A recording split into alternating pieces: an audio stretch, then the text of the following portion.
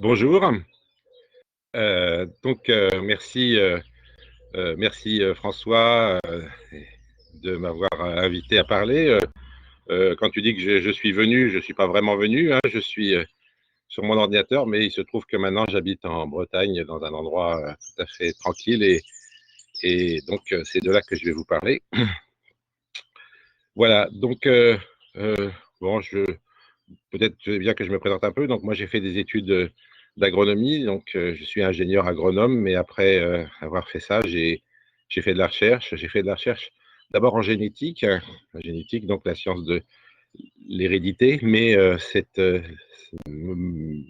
j'ai pas fait de la génétique standard. J'ai fait un truc qui s'appelle la génétique des populations. Donc c'est une science dans laquelle on étudie la transmission des caractères d'une génération à la suivante, ça c'est la génétique, mais on l'étudie à l'échelle d'une population, c'est-à-dire la façon dont une population va engendrer une nouvelle population. Évidemment, une nouvelle population, elle est le produit de tous les croisements qui se produisent dans la population des parents, et ça donne la population des enfants. Le résultat, c'est qu'il y a beaucoup de probabilités pour comprendre la façon dont s'héritent les caractères à l'échelle de toute une population. Et donc, ça demande pas mal de maths. Voilà, c'est peut-être un des points qui a fait que François et moi, on a pu se comprendre assez facilement.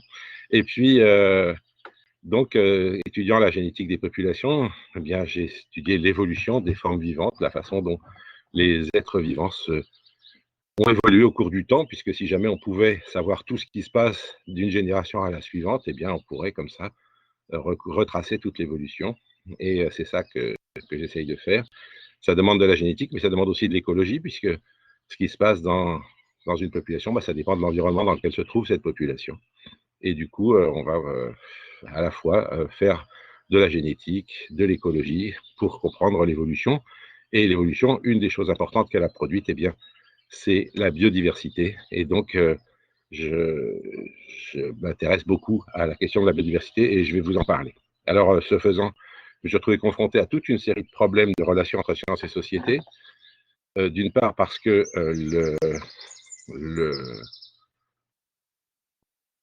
la génétique elle-même pose des problèmes, on va en voir quelques-uns. Elle pose des problèmes politiques, entre autres. Et puis, il y a un autre aspect, c'est bien sûr que la biodiversité, c'est devenu un sujet politique. Et puis, un troisième aspect qui est que, dans le cadre de... J'ai quand même... Mon passé d'agronome m'a amené à me préoccuper de la question de la biodiversité dans la nature.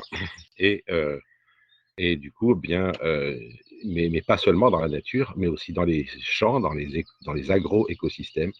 Et donc, j'ai étudié un peu les questions de diversité des plantes cultivées, entre autres.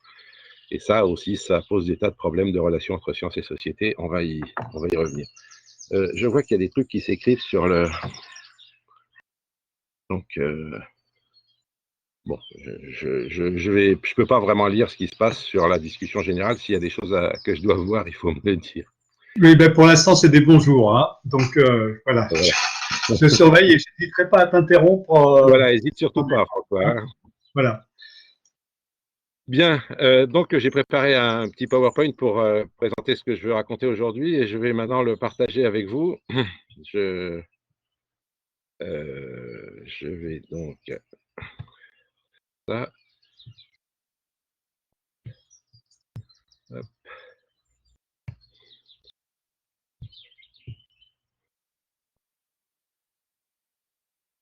Voilà, j'espère que vous allez voir à s'afficher donc ce PowerPoint. Alors, je ne peux pas le mettre en plein écran parce qu'il y a un petit problème de définition et si je le mets en plein écran, la partie droite de l'image est coupée, donc je vais le laisser comme ça.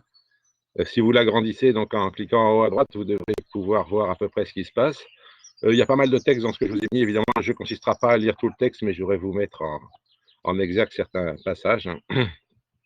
Et donc, bah, évidemment, étant donné que la situation, j'ai commencé par cet article qui est paru dans Libération il y a quelques jours, qui est un article qui a été publié par un scientifique, un spécialiste des épidémies, qui s'appelle Serge Morand, et qui est un de mes collègues avec qui j'ai travaillé, qui est à Montpellier. Et dans cet article, eh bien, Serge Morand explique que la crise du coronavirus est une crise écologique. Je ne sais pas dans quelle mesure vous êtes tous conscients déjà de ça, mais il est clair qu'à l'heure actuelle, un certain nombre d'épidémies démarrent du fait de la baisse de la biodiversité. Et donc, bien pourquoi? Ce que Serge Morand dit dans cet article, c'est que les milieux riches en biodiversité, avec des mosaïques d'habitats, des agricultures diversifiées, des forêts, contribuent à réduire la transmission des maladies zoonotiques, donc c'est-à-dire des maladies qui nous viennent des espèces animales. Alors, des maladies zoonotiques, vous en connaissez plein. Il y a le sida, par exemple, qui est venu de certains singes, etc.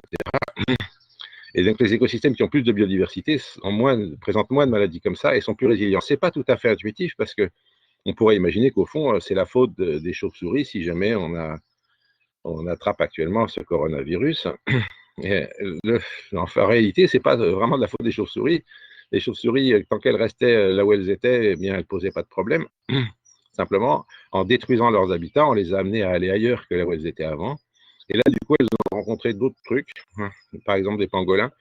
Et on sait que le coronavirus est un virus qui provient de la recombinaison entre un virus de chauve-souris et un virus de pangolin.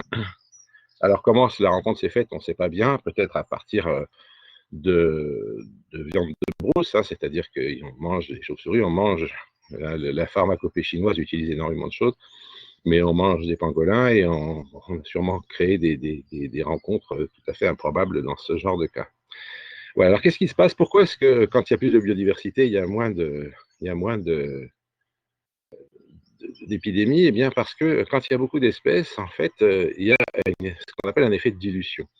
Chaque virus va fonctionner dans un certain nombre d'espèces et puis se répandre dans ces espèces. Et cet effet de dilution, il va faire que le virus se retrouve dans des espèces qui sont compétentes. Ce qu'on appelle compétentes, c'est capable de le reproduire, et puis d'autres espèces dans lesquelles il n'arrive pas à se reproduire, et du coup, là, il s'arrête.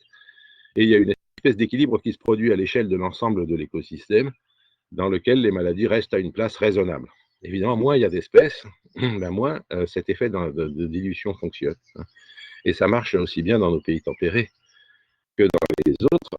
Alors, un exemple aussi classique, c'est la maladie de Lyme. C'est cette maladie qu'on peut attraper à cause des tiques qui nous infestent. Eh bien, il est clair que les tiques infestent beaucoup plus les humains actuellement, dans la mesure où il n'y a plus les petits rongeurs qui sont leurs hôtes habituels. Et en ayant supprimé ces rongeurs,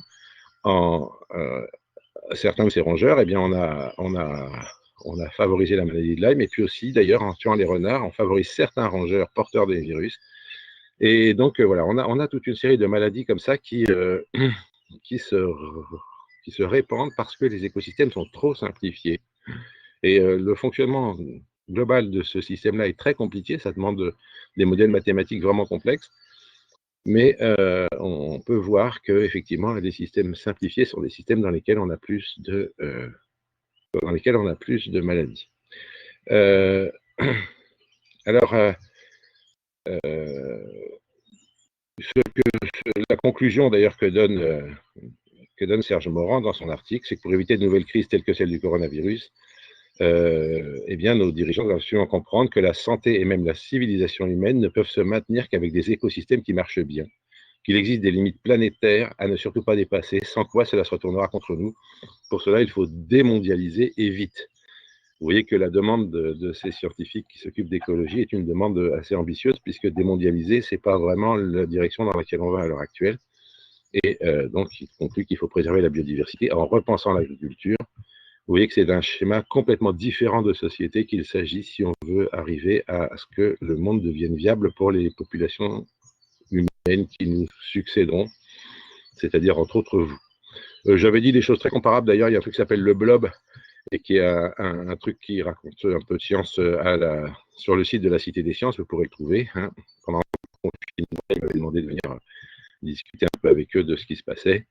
Et en gros, vous voyez, pour simplifier les choses, on peut dire, hein, si jamais les humains se débrouillent pour ne laisser sur Terre que eux-mêmes, eh ben, toutes les maladies du monde se concentreront sur l'espèce humaine. Et en fait, on peut élargir un tout petit peu. Le premier point sur lequel je voudrais vous alerter, c'est que si notre espèce humaine ne parvient à ne laisser sur la planète que notre propre population humaine et les populations des autres espèces qui nous sont utiles, celles qu'on mange, etc., eh ben, toutes les maladies de la planète se concentreront sur ces populations. Et évidemment, ça va faire mal. Voilà. Donc ça, c'est un point de départ hein, pour lier la question des épidémies avec celle de la biodiversité. Les scientifiques donc lancent des cris d'alerte. Ça fait un moment qu'ils en lancent. Il y a quelques années, eh bien, 15 000 scientifiques au niveau mondial s'étaient associés pour lancer un cri d'alarme. Il sera bientôt trop tard. Le monde avait largement repris cette, cet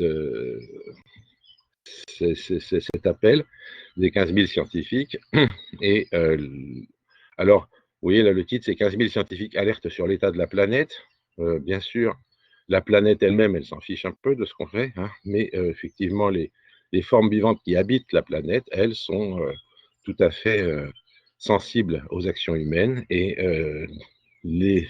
donc, par contre-coup, les humains aussi, il faut quand même bien voir qu'il n'est pas possible hein, de considérer que les humains existent indépendamment des autres formes vivantes qui vivent sur notre planète et même du reste de la planète. Les changements climatiques, je ne vous en parlerai pas beaucoup, mais enfin, c'est aussi un autre aspect de ce qu'on fait sur la planète. La planète elle-même se fiche pas mal de savoir si elle se réchauffe ou pas, mais les humains qui devront vivre sur cette planète et les autres formes vivantes qui vivent avec nous et qui appartiennent à cette biodiversité à laquelle nous appartenons aussi, sont très sensibles à tout ça. Il va donc falloir qu'on soit un peu plus prudent, un peu plus précautionneux sur la façon dont on agit avec la nature. Je voudrais tout de suite, et j'y reviendrai, ça sera un des thèmes de ce que je vais vous raconter aujourd'hui, vous alerter sur le fait que quand les scientifiques sortent des appels comme ça, alors, eh bien, il se passe des choses tout à fait curieuses. Euh, En fait, la première mise en garde des scientifiques à l'humanité, elle a été faite en 1992 par le même groupe donc, qui a publié cet appel dont je viens de vous parler. Ce groupe, il s'appelle la Union of Concerned Scientists. Elle a été créée donc, en 1992. 1992, je pense que ça vous dit peut-être rien, mais ça a été la première fois qu'il y a eu un sommet de la Terre pour parler d'écologie. C'était à Rio. Et ce sommet de la Terre a eu énormément de répercussions. Mais l'appel qu'avaient lancé les scientifiques à l'époque est resté à peu près inaudible. Et il est resté inaudible pourquoi? Eh bien parce qu'il y a eu un autre appel qui a été lancé en même temps, juste le jour de l'ouverture du congrès de Rio, qui s'appelait l'appel de Heidelberg. L'appel de Heidelberg, c'était un appel qui a été signé par énormément de scientifiques. Et le texte, vous le trouverez sur le web, je ne vais pas vous le lire, ça serait trop long. Mais en gros, l'idée de cet appel de Heidelberg, c'était de dire, attention, les écologistes sont des gens qui sont facilement irrationnels, qui induisent des peurs. Le jeu des écologistes, c'est de faire peur. Alors voilà, il ne faut pas trop les écouter parce que sinon, ils vont nous empêcher de vivre comme on veut. Ils empêchent le progrès et donc il faut se méfier de ce que racontent ces scientifiques. On sait aujourd'hui, depuis que les archives de l'industrie du tabac ont été déclassifiées à la fin des années 90, que cet appel de Heidelberg a été en réalité suscité par les communicants de l'industrie de l'amiante, soutenus par d'autres industries comme le tabac. Alors c'est intéressant parce que ni l'amiante ni le tabac ne sont vraiment concernés par les questions d'écologie au sens classique du terme, c'est-à-dire que ce n'est pas eux qui détruisent la biodiversité qui, euh, ni qui créent le changement climatique, mais en réalité, c'est tout un ensemble idéologique de vision de la science dans ses rapports avec la société qui sont en cours. La question, c'est vraiment de savoir est-ce que la science doit servir d'abord à créer du progrès technique et donc à faire qu'on puisse développer toutes sortes de techniques agricoles ou autres, ou est-ce que la science doit nous permettre d'abord de connaître le monde dans lequel on vit et de réfléchir à la façon dont on doit agir dessus? La première vision, celle du progrès, ben on va y revenir, hein, c'est le progrès technique avant tout, évidemment soutenu à fond par tout le système économique, puisque la plupart des économistes actuellement, qu'on appelle néoclassiques, sont des gens qui pensent qu'il faut laisser fonctionner le marché à fond et que c'est lui qui va nous dire ce qu'il faut faire. La plupart des gens qui se préoccupent d'écologie sont en désaccord total avec ça, pensent que le marché ne peut pas réguler les questions qui se passent à l'échelle de la planète, et donc pensent qu'il ne faut absolument pas laisser ce progrès technique entièrement aux mains d'un système économique qui fonctionne tout seul sans se préoccuper de savoir ce qui est bon ou mauvais pour l'humanité.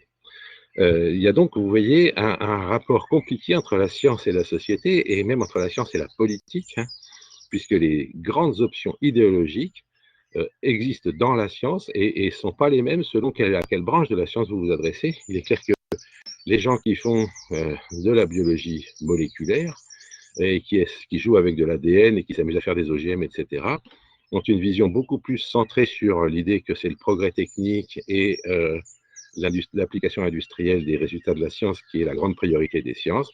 Les gens qui s'occupent d'écologie sont plus sur la question de savoir comment agir de façon responsable vis-à-vis de notre planète. Et vous voyez que tout ça crée donc dans la science même des clivages qui sont largement aussi forts que dans le reste de la société et que les scientifiques, du coup, ne parlent absolument pas d'une même voix. Je voudrais d'ailleurs en profiter aussi pour vous dire qu'il y a un problème supplémentaire, qui est que les scientifiques sont des gens qui sont comme tout le monde, ils ont leurs qualités et leurs défauts, ils ne sont pas tous les mêmes, heureusement, mais parmi les scientifiques, il y en a certains qui ont un ego surdimensionné et qui ont absolument besoin qu'on parle d'eux tout le temps. Il y en a eu un que vous n'avez peut-être pas connu, parce que vous êtes trop jeune, qui s'appelait Claude Allègre, qui a passé beaucoup de temps à expliquer que le changement climatique, ça n'avait rien à voir avec les activités humaines, et donc a été un des premiers grands climato-sceptiques en France. Et c'était un grand scientifique par ailleurs, mais qui, pour des raisons personnelles, avait absolument besoin qu'on parle de lui et qui disait n'importe quoi de façon à ce qu'on parle de lui. Il y en a un beaucoup plus récemment, qui a fait exactement le même genre de choses, avec d'ailleurs des points communs, puisque lui aussi, il nie les aspects climatiques, enfin les aspects anthropiques. Anthropique, ça veut dire qui vient de l'homme, hein, des changements climatiques. Donc, c'est un chercheur de Marseille, qui est un très grand virologue par ailleurs, mais qui a absolument besoin qu'on parle de lui tout le temps et qui a prétendu qu'il avait découvert la manière de soigner le coronavirus avec de la chloroquine. La manip qu'il avait publiée était une très mauvaise manip, mais il s'est répandu sur tous les réseaux sociaux en prétendant qu'il avait trouvé la solution et que c'était parce qu'on ne l'écoutait pas qu'il y avait des problèmes. Maintenant, on a des tests de plus en plus sérieux sur la chloroquine et on sait que ce qu'il raconte n'est pas vrai, mais il a réussi à ce que tout le monde parle de lui. Et donc, je vous engage à faire très attention à ces scientifiques qui se présentent comme des pauvres incompris. Le chercheur en question de Marseille, qui s'appelle Raoult, donc a bénéficie d'énormément d'argent. C'est pas vrai du tout qu'il est maltraité par l'État. Au contraire, il a bien plus d'argent que nous, croyez-moi. Mais simplement, il avait besoin de faire parler de lui. Donc, vous voyez, tous les problèmes, il y a des problèmes idéologiques et puis il y a des problèmes psychologiques dans la communauté humaine, comme partout, et dans la communauté scientifique. Et du coup, eh bien, tout ça complique un peu les choses quand on veut essayer de réfléchir à ce qui se passe et quand on veut réfléchir à la façon dont les scientifiques interagissent avec la société. L'appel de Heidelberg, pour revenir à lui, donc a été rendu public en 92, juste la veille du sommet de Rio, et il critiquait les écologistes. Il disait que les écologistes étaient les promoteurs d'une idéologie irrationnelle qui s'oppose au développement scientifique et industriel. Le Monde, à l'époque, d'ailleurs, avait vu qu'il y avait un truc pas clair là-dedans et n'avait pas accepté de faire l'exclusivité sur cet appel. Mais le Figaro, lui, l'a pris et en a fait sa une. Hein, il ouvrait donc « Les scientifiques s'inquiètent du tout écologie ». Donc oui, des scientifiques s'inquiètent du tout écologie. Libération avait titré « Rio, faut-il brûler les écologistes ?» Et Le Monde avait de façon plus soft, dit « Rio contre Heidelberg ». Donc vous voyez que au moment même du premier grand congrès dans lequel on se préoccupe d'écologie au niveau mondial, le problème se pose de gens qui ne sont pas d'accord avec le fait qu'on dise ça. Il y a des phrases, bon, je vais pas regarder, mais évidemment, toujours dans la veille d'Heidelberg, il est dit que le progrès repose sur une maîtrise grandissante de choses hostiles et donc on va pouvoir faire, et qu'il ne faut surtout pas écouter les écologistes qui vont nous obliger à créer tout un réseau d'obligations irréalistes. Donc il ne faut pas réguler, il ne faut pas empêcher les gens de faire tout ce qu'ils veulent, parce que les réseaux d'obligations irréalistes vont empêcher le développement, entre autres, des pays pauvres. Vous pensez, si l'industrie de l'amiante se préoccupait des pays pauvres, tout ça c'est de la communication, hein, c'est pas de la science. Voilà, alors à l'époque, donc, voilà, le Canard enchaîné avait titré Le cri qui fait plouf, et quand il y a eu l'appel des 15 000 scientifiques dont je vous ai parlé, hein, eh bien, il il y a eu immédiatement le même genre de choses, des tas de gens qui ont commencé à dire que ce que racontaient ces 15 000 scientifiques, c'était pas sérieux. Il y a des sites web qui sont spécialisés dans ce genre d'activité. Donc cette activité qui consiste à décrédibiliser les gens qui signalent qu'il y a un problème. Il y a entre autres un site qui s'appelle Osons l'avenir pour nos enfants et nous, hein, et agriculture, alimentation, santé publique, soyons rationnels. Et là, à l'époque, ils avaient titré 15 000 scientifiques signent n'importe quoi sur l'avenir de la planète. Et pour montrer à quel point, sur ce site, eh bien voilà ce qui était dit, et voilà comment étaient qualifiés les scientifiques qui montraient qu'il y avait des problèmes écologiques. Alors, ce site, vous le retrouverez sur plein de choses, évidemment. C'est un site qui constamment va promouvoir tout ce qui est mauvais pour l'environnement, mais bon pour l'économie. Par exemple, donc, ils vont vous faire des articles sur le fait que les pesticides ne posent aucun problème de santé et n'abîment pas les écosystèmes. Il y a des journalistes qui sont spécialisés dans ce genre de choses. Il y a Emmanuel Ducrot, qui est très connu maintenant, et donc qui a été accusé par les journalistes de Libération, d'ailleurs, d'être rémunéré par les lobbies de l'industrie agroalimentaire. Et vous voyez que tout ça rend les choses très compliquées. Je voudrais vous dire qu'en tant que scientifique, moi, je me suis souvent retrouvé dans une situation compliquée parce que, en réalité, quand un scientifique est attaqué, eh bien, il y a toute une histoire, toute une mythologie, si vous voulez, de la science qui va agir. Je vais revenir un petit peu en arrière. Je ne sais pas si vous connaissez, si vous devinez de quoi parle cette peinture qui est affichée là, mais cette peinture, c'est Galilée devant ses juges. Et j'aime bien cette image parce qu'elle montre bien, vous voyez, Galilée altier devant ses juges accusateurs, et on sait bien que c'est Galilée qui avait raison, qu'il avait raison que la Terre tournait autour du Soleil, que la Terre tournait sur elle-même. Mais ces détracteurs, donc les accusateurs, avaient le pouvoir, c'était le pouvoir politique, et puis c'est eux qui l'empêchaient de dire ce qu'il avait à dire. Galilée, donc dans cette image, c'est une espèce de héros pour nous scientifiques. Vous voyez, c'était un homme qui avait un très bon scientifique, il avait développé des tas de choses très intéressantes, y compris techniques, puisqu'il avait développé la lunette astronomique. Et il avait fait des tas de découvertes, aussi bien sur le plan donc visuel, en découvrant les satellites de Jupiter, les taches solaires, que sur le plan mathématique, enfin physique, en montrant que la vitesse de la chute d'un corps bien augmentait avec le carré du temps, etc. Donc, la vitesse augmentait avec le temps, pour un corps qui est en train de tomber, sur un plan incliné. Hein. C'est un travail extraordinaire. Il avait mesuré le temps avec son pouls, hein. Il n'y avait pas de chronomètre, mais donc un homme tout à fait remarquable et qui s'est retrouvé en but en face de la société avec de l'obscurantisme. Hein. Donc en face de lui, de l'obscurantisme, et donc Galilée se défend et il a raison. Et les scientifiques aiment avoir raison et les scientifiques aiment s'imaginer dans la peau de Galilée. Ils trouvent que c'est vraiment un héros tout à fait enviable. Bon, d'ailleurs, effectivement, il a eu quelques ennuis, mais il n'est même pas allé vraiment en prison. Hein. Il a été juste assigné à résidence. Il n'a pas eu tant de problèmes que ça, Galilée. Mais n'empêche que dans l'image collective, c'est le grand homme qui a pris des risques pour lui. Il faut dire que juste avant lui, Giordano Bruno avait été brûlé pour avoir dit des choses de bien pire que ça sur le plan théologique. Mais donc, effectivement, il y avait un risque, il n'y a pas de doute à faire ce qu'il a fait, et on peut admirer son courage, et on peut admirer le fait qu'il a soutenu la science contre l'obscurantisme. Le problème, c'est que, du coup, quand on dit à un scientifique qu'on n'est pas d'accord avec lui, et qu'on n'est pas un scientifique, eh bien, on se retrouve tout de suite accusé d'être dans la position des juges de cette image. C'est-à-dire que le scientifique, si vous critiquez un scientifique en lui disant « ouais, les OGM, moi, ça ne me plaît pas », eh bien, il va très facilement vous dire « mais tu n'y connais rien, moi, je suis un scientifique, je peux te dire que c'est ça qu'il faut faire, point barre ». Et je voudrais tout de suite vous dire que je pense qu'il y a là une erreur de la part des scientifiques qui est très, très préjudiciable. Autant les scientifiques sont meilleurs que les autres citoyens dans le domaine de la science, évidemment, puisque c'est leur spécialité, eh bien, autant ils ne sont pas meilleurs que les autres dans le domaine social. Décider ce qui est bon ou pas, ce n'est pas une question de science.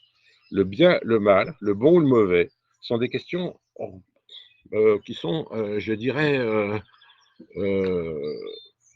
subjectives, qui dépendent du contexte social. Et donc, décider qu'il est bon de développer des OGM ou de développer des centrales nucléaires, etc., ça ne peut pas être fait que par des scientifiques, ça doit être fait par les citoyens. Les citoyens ont leur mot à dire, et au fond, si sur le plan scientifique, ils sont moins compétents que les autres, et bien sur le plan de l'impact social de ce qu'on est en train de développer, ils ne sont pas moins compétents que les autres. Donc, en Est-ce gros, que je peux t'interrompre juste une seconde? je t'en prie. C'est pour mettre un petit peu de... Euh, je suis complètement d'accord avec ce que tu dis. En même temps, c'est vrai aussi que entre les scientifiques eux-mêmes, comme tu l'as soulevé tout à l'heure à propos de Raoul, par exemple, qui se pose un peu dans la position de Galilée, on peut avoir également le même type de problème. C'est-à-dire que les scientifiques peuvent être plus compétents dans leur spécialité. Il peut y avoir des débats même dans leur spécialité. D'ailleurs, on le voit bien là sur la crise du coronavirus. Je pense que tu vas en parler aussi. Mais voilà, il y a ce débat politique et scientifique, théologien scientifique, mais la science toute seule, est-ce que ça représente le dogme qui va s'opposer à tous les obscurantismes en soi, tu vois? Tu vois ma question? Le problème, c'est que c'est quand même un peu ce qui est... Moi, j'ai beaucoup suivi le débat sur les OGM. Ce qui se passe, par exemple, sur les OGM, c'est très clair, c'est que les instances dirigeantes de la science, qui sont quasiment toutes du côté du progrès technique et de l'application industrielle des sciences, prétendent que la communauté scientifique sait ce qu'il faut, sait ce qui est bon, et c'est ça que je vais vous montrer maintenant. C'est vrai qu'il y a des débats dans la communauté scientifique, mais au fond, ils sortent pas tellement. Quand il s'agit de controverses qu'on appelle quand il s'agit de controverses scientifiques, c'est facile. Et d'ailleurs, effectivement, pour l'histoire du coronavirus avec les histoires de chloroquine, ben, on va faire des tests et puis on pourra répondre. Mais quand il s'agit de controverses, scientifiques, c'est-à-dire est-ce que ceci est vrai ou est-ce que ceci est faux? Mais quand il s'agit de controverses socio-techniques, est-ce qu'il est bon de développer les OGM? Là, eh bien, c'est beaucoup plus complexe et en fait, aucun scientifique ne possède tous les éléments du débat. Or, certains scientifiques tiennent le haut du pavé parce que, évidemment, que les scientifiques qui travaillent avec les industriels ont plus de pouvoir et plus d'argent que les autres. Et donc, à l'heure actuelle, effectivement, c'est ces scientifiques-là qui vont être entendus par les gouvernants.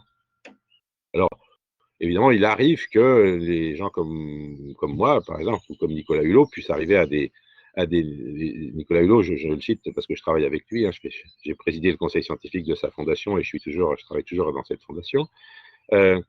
Il arrive qu'on puisse se faire entendre par les politiques d'une manière ou d'une autre. J'ai aussi eu la chance d'avoir comme étudiante à Polytechnique une dénommée Nathalie Kosciusko-Morizet qui pendant un bon moment a été ministre. Donc effectivement, on peut avoir des gens qui nous écoutent au niveau politique. Mais globalement, les politiciens écoutent beaucoup plus les gens qui sont à l'Académie des sciences, ceux qui sont à la direction du CNRS, de l'INRA, de l'INSERM, etc. C'est bon. Alors donc, tu as une première question. Euh, C'était de Margot. Bonjour, comment on fait pour savoir quels scientifiques croire quand on les voit dans les médias? Par exemple, quand on ne sait pas comment on fait pour comprendre qu'un Raoul dit n'importe quoi, entre guillemets. Et précise, mon micro ne marche pas. Ensuite, il y a Kaltoum qui demande sommet-le à terre, Bon, désigne attends, je le... vais répondre une par une parce que sinon, je vais avoir oublié la première quand tu arriveras à la troisième. Euh, D'accord. Savoir quels sont les scientifiques qui disent, enfin, quand il y a une controverse comme ça, quels sont les scientifiques qui ont raison en quelque sorte, déjà c'est très difficile et c'est un travail de professionnel. Et c'est bien ça le problème. J'organise un cours qui s'appelle Biologie et Société à l'École normale supérieure à l'heure actuelle et je fais venir chaque année Stéphane Foucard, qui est le journaliste du Monde, je vous en reparlerai tout à l'heure si on a le temps, qui s'occupe de ces questions sociotechniques. Et il fait une conférence de 2 heures sur ce sujet. Qui croire? Et en réalité, il n'y a pas de moyen simple. Il faut exercer son propre esprit critique et écouter ou lire ce que disent les opposants du scientifique en question et voir si jamais il y a des choses qui vous semblent emporter votre adhésion. Mais vous pouvez pas, il n'y a pas de moyen simple de savoir que Raoul déconne. Mais si vous voyez après, si vous regardez, c'est pour ça qu'il faut aller pas mal sur les réseaux sociaux hein, et regarder qui parle et voir comment. C'est des gens qui se contentent de dire Raoult est un grand homme, vive lui, etc. C'est pas suffisant. Les gens qui disent moi j'ai étudié la manip de Raoult, il y a 26 malades, il en a retiré 6 dans son échantillon qui sont justement ceux qui étaient traités. Il y en a un qui est mort et 3 qui sont partis en soins intensifs et il les a retirés pour faire ses statistiques. Là, vous pouvez vous dire il y a un problème avec la façon dont M. Raoult travaille. Après, il y a eu d'autres critiques qui ont été faites, du genre que les articles sont publiés systématiquement dans des revues dont les gens de son laboratoire à lui sont les éditeurs, donc il y a zéro tri par la communauté scientifique. Bon, voilà, il faut regarder les critiques et essayer de voir ce qui vous semble sérieux, mais malheureusement, il n'y a pas de système simple. C'est pas parce que quelqu'un est un grand scientifique qu'il dit pas des conneries. Voilà. On peut passer à la question suivante, François? Oui. Alors ensuite, il y a Kaltoum. Kaltoum, si tu veux la poser, si tu peux la poser par oral, tu la poses. Sans ça, je la lis. Bonjour. Bonjour. Tout d'abord, vous avez utilisé, je pense, si j'ai pas mal entendu, le premier sommet de la Terre. Généralement, quand on parle du sommet de la Terre, c'est-à-dire une crise écologique, une crise qui Oui, touche la Terre. oui. D'accord. Et la prochaine question, c'était aussi la mienne. Donc, autant que je la dise maintenant. C'est les animaux, enfin, ils sont là depuis plus longtemps, nous, sur la Terre, et l'industrialisation, la mondialisation et tout le reste, concrètement, c'est assez proche de notre siècle. Enfin, c'est pas si éloigné que ça. Donc, Oui. est-ce que, du coup, enfin, les virus de chaque espèce, elles ont pas déjà pu, en quelque sorte, s'immuniser contre les autres espèces, mais rester dans l'espèce concernée? Ou bien, est-ce que, par exemple, c'est des nouveaux virus, du coup, qui sont créés en plus et qui, du coup, ils n'ont pas eu le temps de, en quelque sorte, s'immuniser pour les autres espèces? En fait, les systèmes écologiques, et c'est ça qui est intéressant quand on étudie l'évolution, c'est qu'on se rend compte que les systèmes écologiques bougent tout le temps. Les animaux sont là depuis longtemps, mais les animaux actuels, ils n'ont jamais été là. Les animaux d'il y a 50 ans, ce n'étaient pas les mêmes animaux qu'aujourd'hui, et les animaux d'il y a 1000 ans, c'était encore plus différent. Donc le résultat, c'est qu'on est dans des systèmes dynamiques qui bougent tout le temps. Et donc, il n'y a pas d'équilibre. On n'est pas dans des équilibres, j'y reviendrai là-dessus, hein. L'équilibre, il est dynamique, il n'est pas statique. Donc, du coup, le résultat, c'est que c'est une dynamique qu'il faut comprendre, et cette dynamique, elle est beaucoup plus compliquée que simplement, bah voilà, ça y est, les individus sont là depuis longtemps, ils sont habitués, etc. Constamment apparaissent de nouveaux virus, constamment les populations naturelles sont sélectionnées, c'est-à-dire la sélection naturelle agit de telle façon que ce sont les individus résistants qui restent, et donc le résultat, c'est qu'il y a une course constante entre toutes les formes vivantes, et que cette course constante, eh bien, elle va donner des résultats qui peuvent être relativement tamponnés si jamais il y a beaucoup de diversité, qui vont au contraire être extrêmement catastrophiques si jamais il y a peu de diversité. Mais je reviendrai sur cet aspect dynamique tout à l'heure, si j'ai le temps. D'accord, merci. Ça y est, on a eu toutes les questions actuelles. D'accord. Merci. Bon, donc je reprends toujours sur ce sujet. Je vais essayer de finir vite. Je vais passer quelques diapos histoire de gagner un peu de temps, hein, mais voilà. Donc récemment, il y a eu un hashtag qui s'appelle NoFakeScience qui est sorti, qui prétendait que 250 scientifiques faisaient un appel aux journalistes pour qu'on n'écoute que leur vraie science. Et leur vraie science, alors c'était pas vrai, c'était pas 250 scientifiques, il y avait qu'une dizaine de scientifiques et tout le reste c'était d'autres gens. Et, mais n'empêche que ça a fait pas mal de bruit dans la communauté scientifique et que beaucoup de scientifiques ont suivi.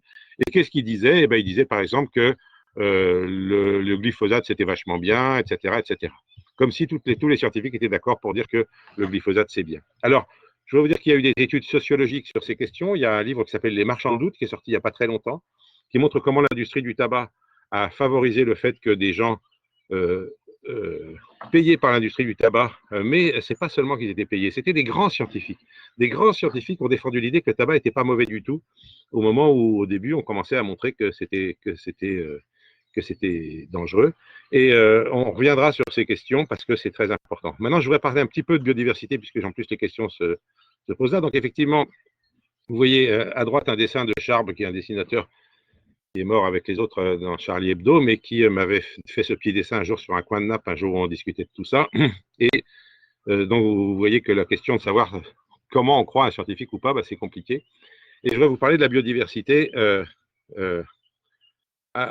voilà, enfin, opposée au progrès, en quelque sorte, hein.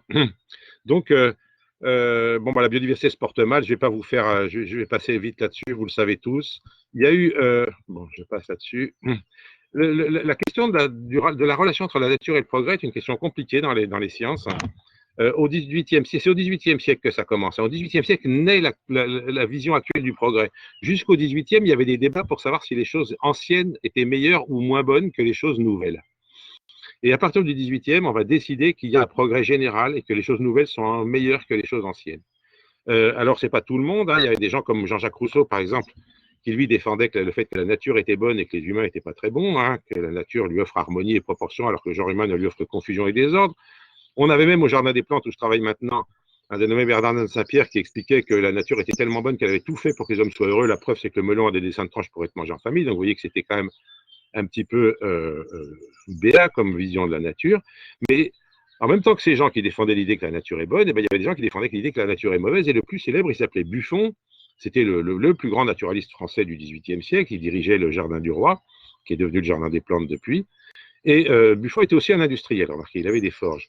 Et lui, eh ben, il dit que la nature est mauvaise. Alors, j'aurais bien aimé vous lire un peu ça, mais je vais juste vous en dire deux mots. Donc, Buffon nous dit que que la nature sauvage est mauvaise, hein. Il écrit la nature brute est hideuse et mourante. Voilà, donc c'est quand même clair. C'est moi, l'homme, moi seul, qui peut la rendre agréable et vivante. Desséchons les marais, animons les eaux mortes, mettons le feu aux vieilles forêts, etc. Et bientôt, au lieu du jonc du nénuphar dont le crapaud composait son venin, une nature nouvelle va sortir de nos mains. Quelle est belle cette nature cultivée. Donc pour Buffon, la bonne nature, c'est la nature totalement artificialisée, totalement où on a supprimé tout ce qui était sauvage. Bon, moi, Buffon, je pense que ce n'était pas une bonne idée sur ce plan-là, hein. Et donc, quand on regarde la biodiversité, ben, comme on le disait tout à l'heure, une manière de présenter la biodiversité classique, c'est de montrer des petites photos comme ça pour dire, ah, regardez comme c'est bien la biodiversité, c'est joli, etc. Je pense que c'est une très mauvaise manière de présenter la biodiversité pour deux raisons. D'abord parce que effectivement, on a choisi des photos exprès, mais si jamais on avait pris des moustiques tigres ou toutes sortes d'autres bêtes plus ou moins hideuses, eh ben, on trouverait peut-être que la biodiversité, c'est pas si terrible que ça. Au fond, toutes les formes vivantes dans la biodiversité ne sont pas vraiment des choses agréables avec lesquelles coexister. Et puis, deuxièmement, ce qui est bien pire, c'est que ça montre la biodiversité comme une collection de timbres, comme un ensemble d'espèces. Et ça, eh bien, c'est un vrai problème parce que je pense que ça pervertit notre vision du monde vivant. Alors, ça commence dès le XVIIIe siècle, là aussi. L'autre grand naturaliste au niveau mondial, il y avait Buffon et Linné. Linné, c'était un grand naturaliste suédois, qui est le premier qui va faire une classification des êtres vivants avec un système donc, de classification qu'il appelle le système de la nature. Et ça crée une nouvelle science qui s'appelle la systématique, qui est la science de la production des systèmes qui permettent de classer les espèces. Et Linné va faire cette classification en partant des espèces et puis en les regroupant en genre, en famille, en ordre, en classe, etc. Et il le fait sur une base théorique très claire.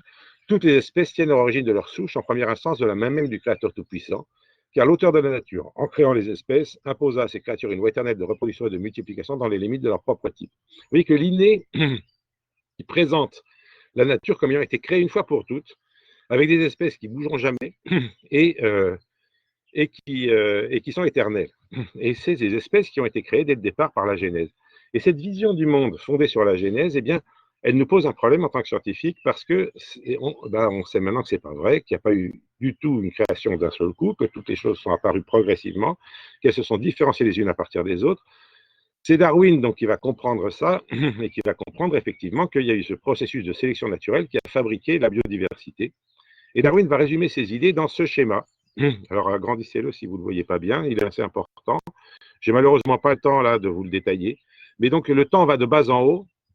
Et puis, horizontalement, c'est un axe de différenciation écologique. C'est-à-dire que plus deux points sont éloignés, plus ils sont différents sur le plan de leurs besoins écologiques. Alors, si vous suivez ce qui se passe ici, par exemple, eh bien, à chaque instant apparaissent des petites formes nouvelles. Beaucoup s'éteignent. Celles qui se maintiennent, elles s'éteignent pourquoi? Parce qu'elles sont en compétition les unes avec les autres, puisqu'elles ont à peu près la même écologie. Celles qui sont le moins en compétition, c'est celles qui sont le plus sur les bords. Donc, elles vont rester, puis ça va recommencer comme ça. Et donc, progressivement, les lignées vont diverger. Et au bout d'un moment, on va avoir eh bien, peut-être ici 3 espèces, mettons, alors qu'au début, on n'en avait qu'une. Et on est passé par un stade où on était à 2 variétés, puis c'est devenu des sous-espèces, et puis c'est devenu des espèces. Voilà, en gros, le processus que Darwin nous propose. On voit dans ce système-là que la biodiversité, l'époque actuelle, c'est la ligne numéro 10, là. Eh bien, on voit dans ce système que la biodiversité, elle change tout le temps. Il n'y a rien à faire. Rien n'est stable dans cette affaire. Tout est tout le temps en train de changer. Donc, il n'existe pas d'équilibre stable de la biodiversité. Et je vais passer à la suite. Et évidemment, ça veut dire aussi. Prends ton temps quand même, hein, Pierre-Henri. Comment? Tout ce que tu dis est intéressant. Prends ton temps quand même. C'est Ouais, pas, d'accord. Mais... pas grave si tu dis pas Ok, d'accord. absolument tout ce que tu... Donc, les formes vivantes se différencient progressivement. On passe, donc, si jamais vous regardez deux lignées, bah, au début, donc, c'est deux populations différentes de tout à fait. Au bout d'un moment, on va les reconnaître assez pour appeler ça des variétés. Et puis, au bout d'un moment, elles vont devenir assez différentes pour qu'on les appelle des sous-espèces. Et puis, au bout d'un moment, ça sera des espèces. Vous voyez que la limite entre sous-espèces et espèces, elle est très, très arbitraire en réalité, puisque ça se différencie progressivement. Il y a un moment où on décide d'appeler ça des espèces. D'ailleurs, les naturalistes ne sont jamais d'accord entre eux pour savoir qu'est-ce qu'il faut appeler une espèce ou une sous-espèce. Darwin insiste beaucoup là-dessus. Alors, à l'école, on vous raconte que les espèces se définissent par le fait qu'elles se croisent entre elles, mais pas avec les autres. Alors, ça, dans la nature, ça ne marche pas du tout bien, hein. Les espèces, elles font tout le temps des trucs interdits. Bon, quand c'est aussi extrême que ça donne sûrement pas de descendants, mais les lions et les tigres, vous le savez peut-être, ils s'hybrident très bien et ils font des petits. Et quand ils ont fait des petits, moi je me souviens que les premiers petits hybrides entre lions et tigres, quand ils sont sortis, tout le monde a dit ah, mais ils vont être stériles. Alors, ça, c'était vraiment une incantation religieuse, encore une fois, hein, et pourvu que les saintes espèces priaient pour nous. Non, en réalité, les espèces, les lions et les tigres, les descendants sont fertiles. On a la deuxième génération. C'est la même chose avec les ânes, les chevaux, les zèbres. On arrive à faire plein d'hybridations dans tous les sens. Les mulets sont souvent stériles, mais pas toujours. Ça, c'est un hybride entre mouton et chèvre, hein. Et alors, les moutons et les chèvres, c'est pas seulement pas la même espèce, c'est même pas le même genre. On est loin dans la systématique, et pourtant, ils sont hybrides, et ils font des hybrides, et ces hybrides sont fertiles. Donc, voilà, je voudrais vous dire qu'il n'y a pas de définition objective de l'espèce, et c'est normal puisqu'on est dans un processus dynamique, constant de différenciation des formes vivantes. Alors, Darwin avait insisté là-dessus, mais il n'a pas réussi à convaincre ses collègues, et l'année d'après, d'ailleurs, la publication de son grand livre, L'origine des espèces, il écrit à un ami: je suis souvent désespéré d'obtenir que la majorité des naturalistes simplement me comprennent. Des gens intelligents qui ne sont pas des naturalistes et qui n'ont pas une idée bigote du terme espèce montrent plus de clarté d'esprit. Hein, on voit que cet aspect religieux de l'espèce, c'est quelque chose qui a posé des problèmes à Darwin aussi. Bon, je passe là-dessus parce que la suite, c'est pas très important. Je voudrais donc vous convaincre du fait que, en fait, très souvent, les gens admettent l'évolution, mais ils vont remplacer l'idée du créateur par l'idée d'évolution. C'est-à-dire, au lieu de dire le créateur a créé les espèces, ils vont dire l'évolution a créé les espèces. Comme si, une fois que l'évolution a fait son travail, maintenant c'est fini, les espèces sont là et ça ne bouge plus. Ce n'est pas vrai du tout, évidemment. L'évolution produit des espèces, a produit des espèces et continue à produire des espèces, et tout continue à varier. Tout continue à varier et à évoluer. Et le processus que vous voyez là, c'est un processus constant. Alors, qu'est-ce que ça veut dire? Ça veut dire que la biodiversité, dans ce cadre-là, ce n'est pas un état stable, c'est une dynamique. Ce qui se passe, c'est que constamment, comme je vous l'ai dit, il y a des formes qui s'éteignent. Vous voyez que les formes s'éteignent constamment là-dedans. Il y a des centaines d'extinctions dans cette figure, mais que ces extinctions sont compensées par le fait que les lignées divergent. Donc, le fait que certaines formes s'éteignent, ce n'est pas un problème, à condition qu'il y ait eu de nouvelles choses qui soient arrivées en quantité comparable dans l'autre sens. Et c'est cette dynamique, cet équilibre dynamique qui constitue la biodiversité et qui constitue le fonctionnement des écosystèmes. Vous voyez que ça change tout. Là, on n'est pas dans un truc où on peut se dire, ça y est, maintenant les virus ils sont adaptés au truc, les espèces elles sont adaptées au virus, ça ne bouge plus. Non, tout le temps apparaissent des choses nouvelles et tout le temps il y a des choses qui disparaissent. La crise de la biodiversité à laquelle on assiste actuellement, c'est une crise de déséquilibre dans cette dynamique. Alors, qu'est-ce que c'est qu'un équilibre dynamique? C'est un équilibre qui ne se maintient que parce qu'il bouge. Qu'est-ce qui se passe là? Voilà.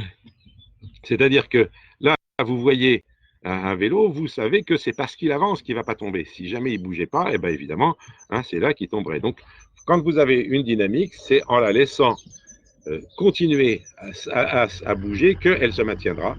Et si au contraire, vous la... Oh mon Dieu, il n'y a pas de chance là aujourd'hui. Donc, si au contraire, vous l'arrêtez, c'est là qu'elle tombe. L'idée qu'on pourrait arrêter le mouvement de la biodiversité, qu'on pourrait maintenir les espèces une par une en les mettant au frigo, etc., c'est une très mauvaise idée puisqu'on arrêterait la biodiversité, donc elle se casserait la figure. Et ce n'est pas du tout la bonne solution. Je voudrais comparer la crise de la biodiversité actuellement à ce qui se passe avec un satellite. Si vous avez un satellite qui tourne autour d'une planète, ce satellite, il se maintient grâce au fait que la dynamique du système fait que son mouvement contrecarre la pesanteur et que du coup, il va se maintenir. Si un satellite ralentit, eh bien, vous savez qu'il va tomber. Mais il ne tombe pas tout de suite.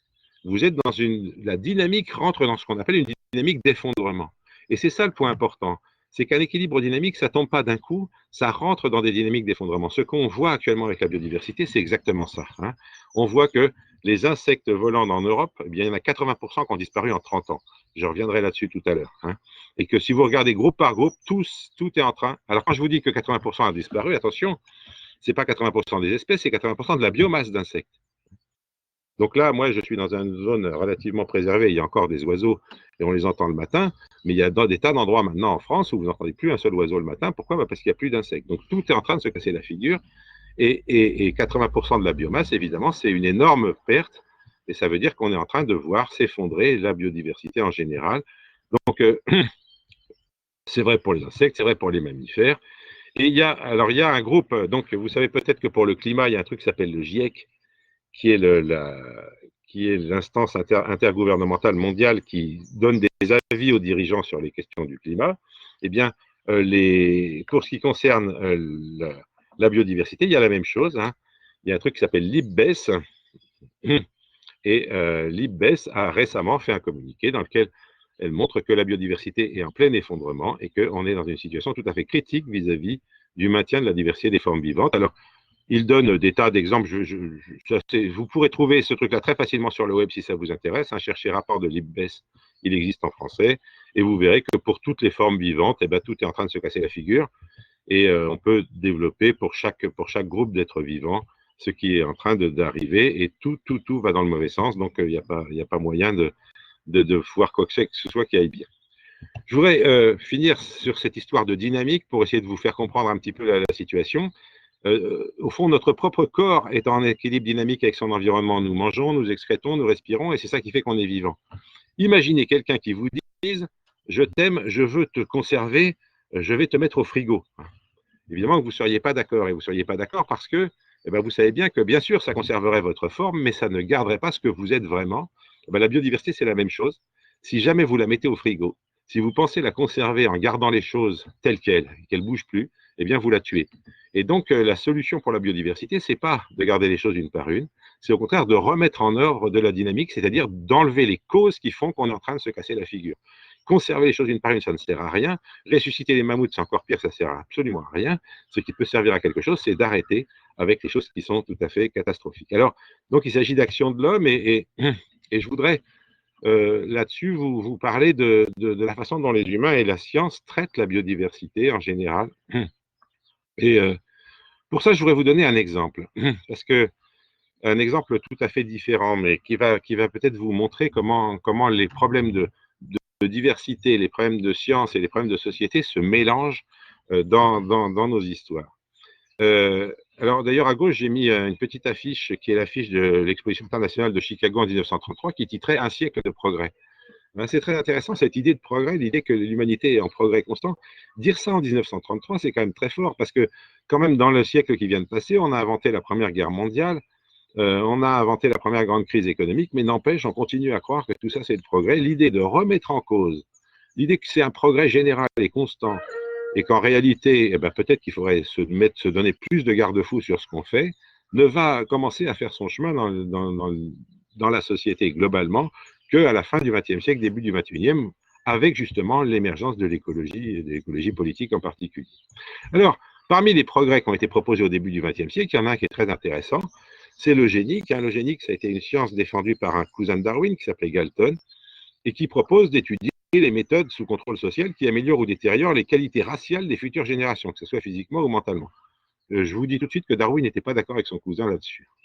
L'eugénique va se développer au début du XXe siècle, et elle est présentée comme ça, vous voyez, ça c'est des trucs américains du début du XXe siècle, elle est présentée comme l'autodirection de l'évolution humaine. Il est dit que comme un arbre, l'eugénique fédère toutes les sciences pour arriver à un grand dessein qui est de s'occuper de l'évolution humaine. Et les plus grands scientifiques vont souscrire à l'eugénique. Là, vous avez les créateurs de l'Institut d'eugénique de Long Island aux USA. Il y a Morgan, qui était le plus grand généticien de l'époque. Il y a Alexander Graham Bell, qui était un physicien tout à fait respectable, qui avait inventé le téléphone. Ça ne lui donne aucune compétence. Alors ça, c'est un truc intéressant. Vous voyez, on est en train de mettre en place un truc dans lequel on va essayer d'améliorer l'espèce humaine. On va voir comment on s'y prend. Et tous les scientifiques sont d'accord, y compris des physiciens qui ne connaissent rien à la question, mais qui, au nom du progrès, vont défendre ce que font les biologistes. Et c'est quelque chose qu'on rencontre constamment. tous les scientifiques se mettent d'accord pour défendre le progrès technique, quel qu'il soit, et quelle que soit leur spécialité, même s'ils ne sont pas du tout compétents. Alors, que vont faire ces eugénistes? Eh bien, ils vont se demander d'où vient le fait qu'il y a des gens pas bien dans la société américaine de début du XXe siècle, des tarés, des ratés, etc. Ils vont étudier la généalogie de ces gens. Alors, ils les trouvent où? Ils les trouvent dans les asiles de fous, ça s'appelait comme ça à l'époque, dans les prisons, etc. Ils vont remonter leur généalogie, ils retrouvent des ancêtres, et puis ils redescendent pour voir tous les actuels.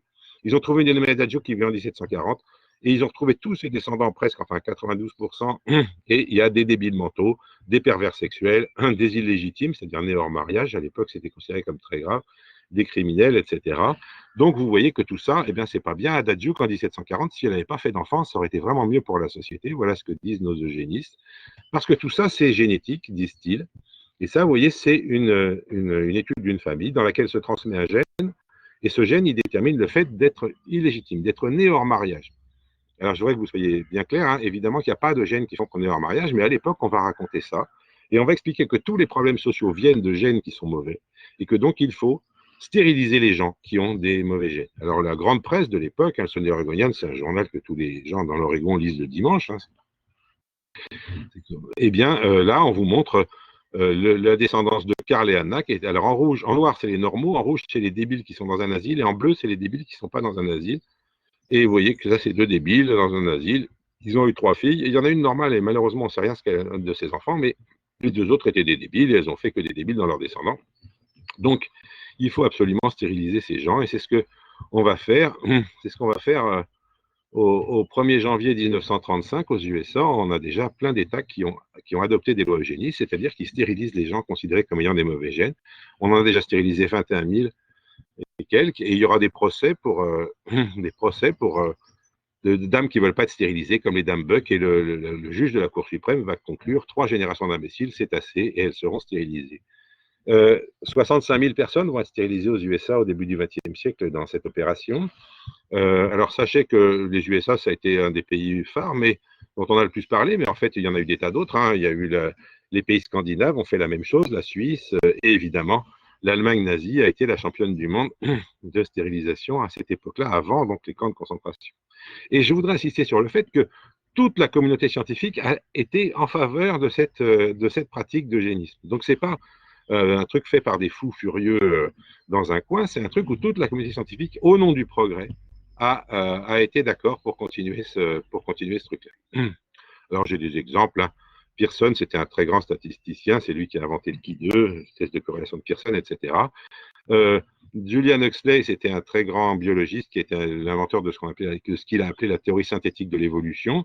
Il a été le président de l'UNESCO, c'était quelqu'un qui se préoccupait des questions de société, et il a écrit un livre qui s'appelle What They're Writing, qui est un manifeste eugéniste. Tout ceci ne s'est arrêté qu'après Nuremberg, c'est-à-dire que c'est en 1945 que le procès des nazis va permettre aux États occidentaux, enfin aux États qui avaient gagné la guerre en tout cas, de dire que il y a les crimes contre l'humanité, le non-respect de la dignité humaine est quelque chose de parfaitement inacceptable, et que donc on ne peut absolument rien justifier au nom du rien justifier, en quelque nom que ce soit d'ailleurs, qui soit contre la dignité humaine. Et progressivement, à partir de là, l'eugénisme va s'arrêter. C'est seulement en 1971 que vont s'arrêter les derniers eugénistes au niveau mondial. Voilà, donc vous voyez que, pourquoi je vous donne cet exemple? Parce que ça vous montre à quel point il peut y avoir à un moment un accord entre la société et une très grande majorité de scientifiques pour faire quelque chose qu'a posteriori on va considérer comme complètement affreux.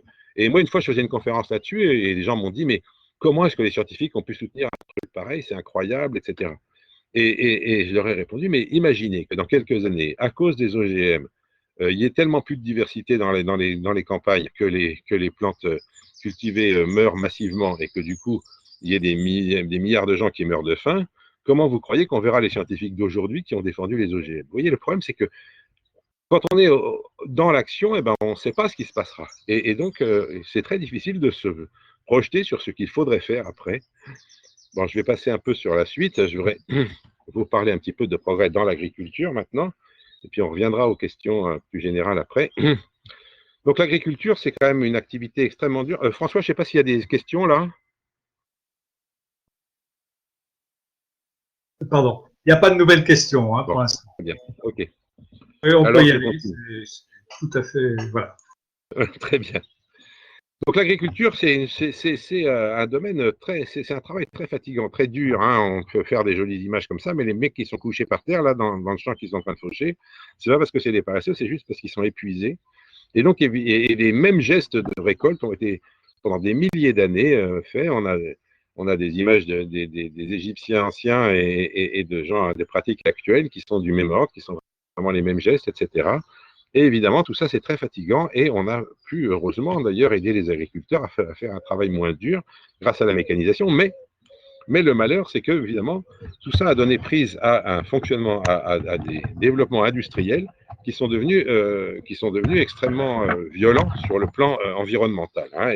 Et aujourd'hui, bah, évidemment, quand on fabrique des choses comme ça, c'est moins fatigant. Ça permet d'avoir beaucoup moins de gens qui travaillent dans les campagnes, et ça a été très utile au milieu du XXe siècle quand on avait besoin de mettre en place une industrie, parce que le jeu consistait à faire que les gens qui étaient dans les campagnes partent dans les villes de manière à faire des ouvriers bon marché pour les usines. Bon, aujourd'hui, ça n'a plus tellement de sens de dire qu'il ne faut plus personne dans les campagnes, parce qu'on n'a plus besoin non plus de gens dans les usines, donc on fabrique juste des chômeurs en ville, hein. Mais à l'époque, donc ça a été une grande opération qui était de mettre de vider les campagnes. Et pour ça, eh bien, on a mécanisé à fond. Pour mécaniser à fond, on a homogénéisé les cultures, c'est-à-dire qu'il fallait que toutes les plantes soient pareilles. Et puis, vous voyez, on a fait des très très grandes surfaces avec les mêmes plantes, hein, sur des surfaces monstrueuses, avec une mécanisation extrêmement importante. Et évidemment, quand vous avez la même plante sur des grandes surfaces, bah, vous allez favoriser le fait qu'il y ait des maladies qui viennent dessus. Et donc, vous allez être obligé de traiter, c'est pas grave, hein, on a toute la chimie qu'il faut et on va fabriquer des pesticides qui vont permettre de traiter les plantes. Voilà un peu l'idée. Le malheur, c'est qu'à force de mettre des pesticides partout, qu'à force d'homogénéiser les plantes, eh ben, on a de plus en plus quand même de problèmes qui se posent et on est obligé de mettre de plus en plus de pesticides et on commence à se rendre compte que ça pose des problèmes. Et puis surtout, on a développé des méthodes qui sont extrêmement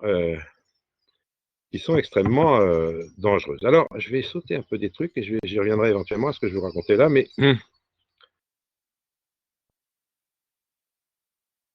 je m'arrête, je fais une parenthèse, hein, je reviens sur les marchands de doute dont je vous ai parlé tout à l'heure. Donc, vous voyez qu'on a une agriculture très destructrice de l'environnement. Et, euh, et donc, il y a des écologistes qui vont commencer à dire que l'agriculture, on ne peut pas continuer comme ça, qu'il faut la rendre plus durable, etc. Le malheur, c'est que, évidemment, les marchands de doute, les gens payés par les industriels pour faire croire que tout ça n'est pas vrai, eh ben, se sont reconvertis. Maintenant, évidemment, ils n'essayent plus de dire que le tabac, c'est pas mauvais pour la santé, ça ne servirait plus à rien. Ils vont se reconvertir dans le fait de lutter contre l'écologie. Alors, bon, les marchands de doute, l'étude des marchands de doute, ça a été une étude qui a été menée donc par deux sociologues américains et qui ont beaucoup travaillé sur l'industrie du tabac. Alors, en fait, l'industrie du tabac, le premier qui avait travaillé dessus, il s'appelait Robert Proctor.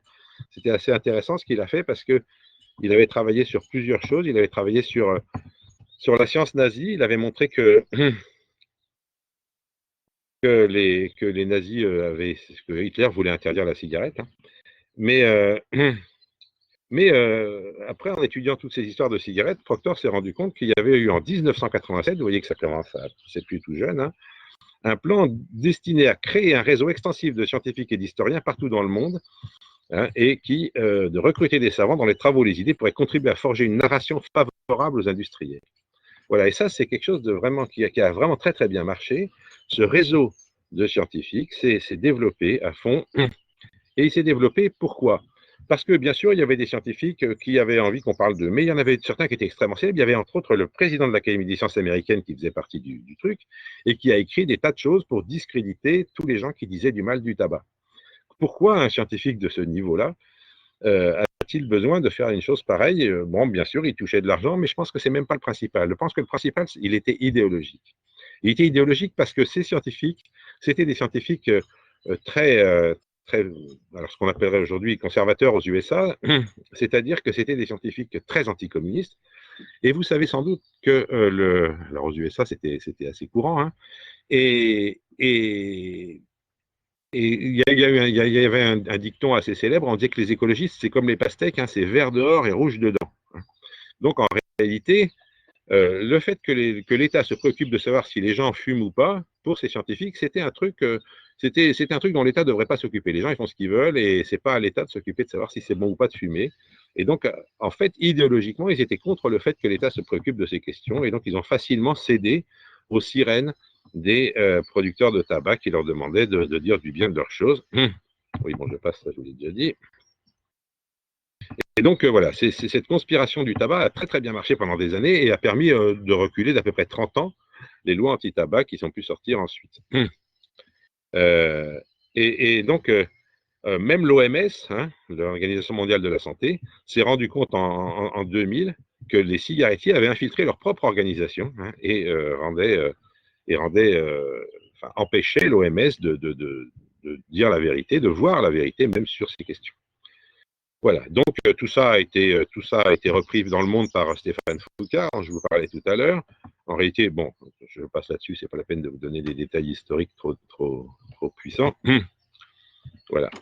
Les grands scientifiques donc, dont je vous parlais tout à l'heure, Fred Singer, un grand physicien qui était contre le fait qu'on dise du mal du tabac, Sid Seitz, c'était donc le président de l'Académie des sciences, etc.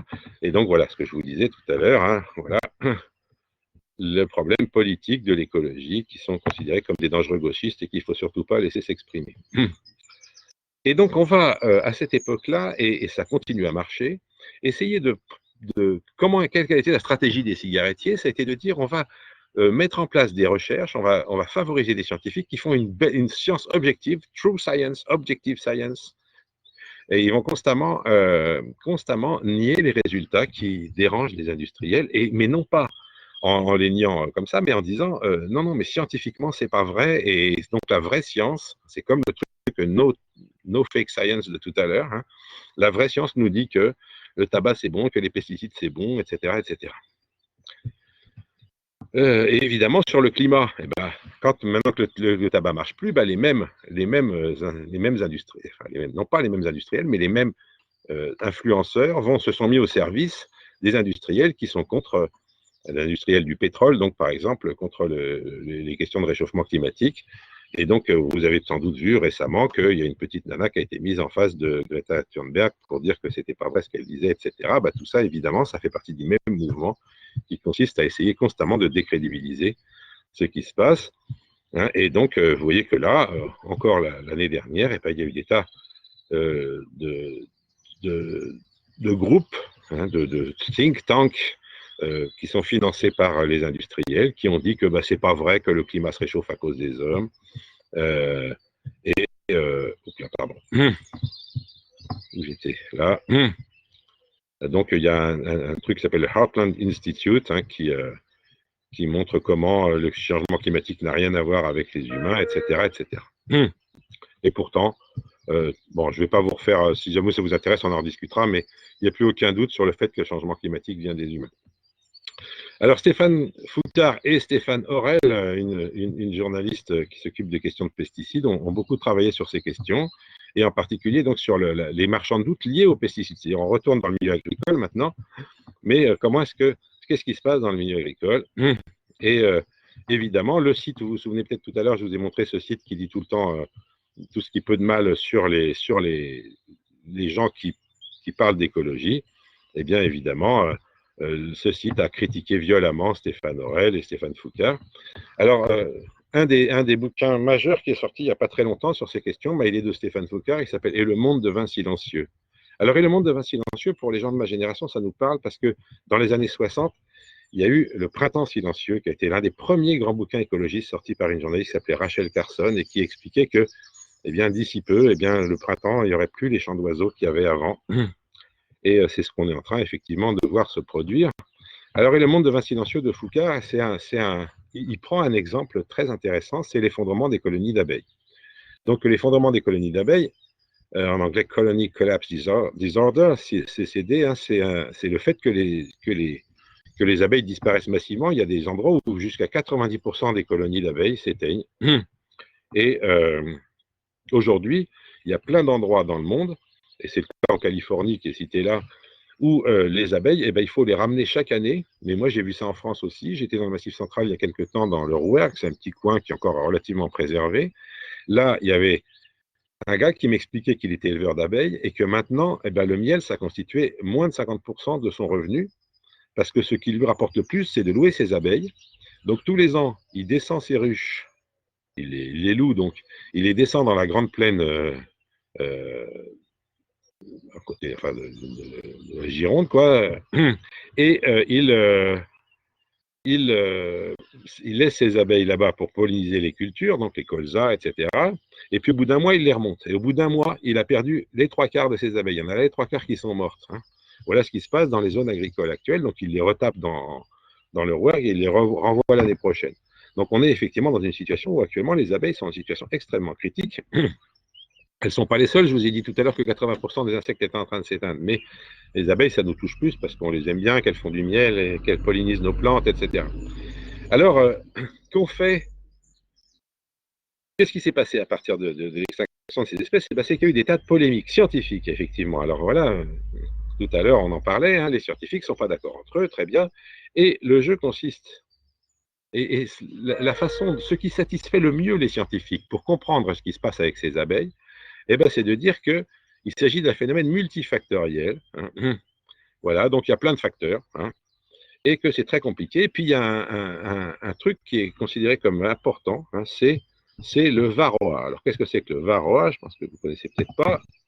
Le varroa, voilà, vous voyez, sur le dos de cette abeille, là, il y a une petite bête, hein, c'est un petit acarien, donc c'est un peu cousin d'une des araignées, si vous voulez, hein, qui se fixe là-dessus et qui va voilà, sucer l'abeille et la rendre malade, lui transmettre des maladies, etc. Et donc, phénomène multifactoriel, je reviens à la diapo d'avant, et varroa destructeur cité comme très important. Pourtant, les apiculteurs, eux, ça fait longtemps qu'ils disent que ce n'est pas le varroa le problème, que c'est les insecticides. Mais ce qui sort le plus dans la littérature scientifique, c'est le varroa. Et donc, voilà, si jamais vous regardez, eh bien, tout le monde... Voilà, c'est difficile de faire des protocoles clairs sur les abeilles, vous comprenez, il y a beaucoup de diversité d'environnement, etc., etc.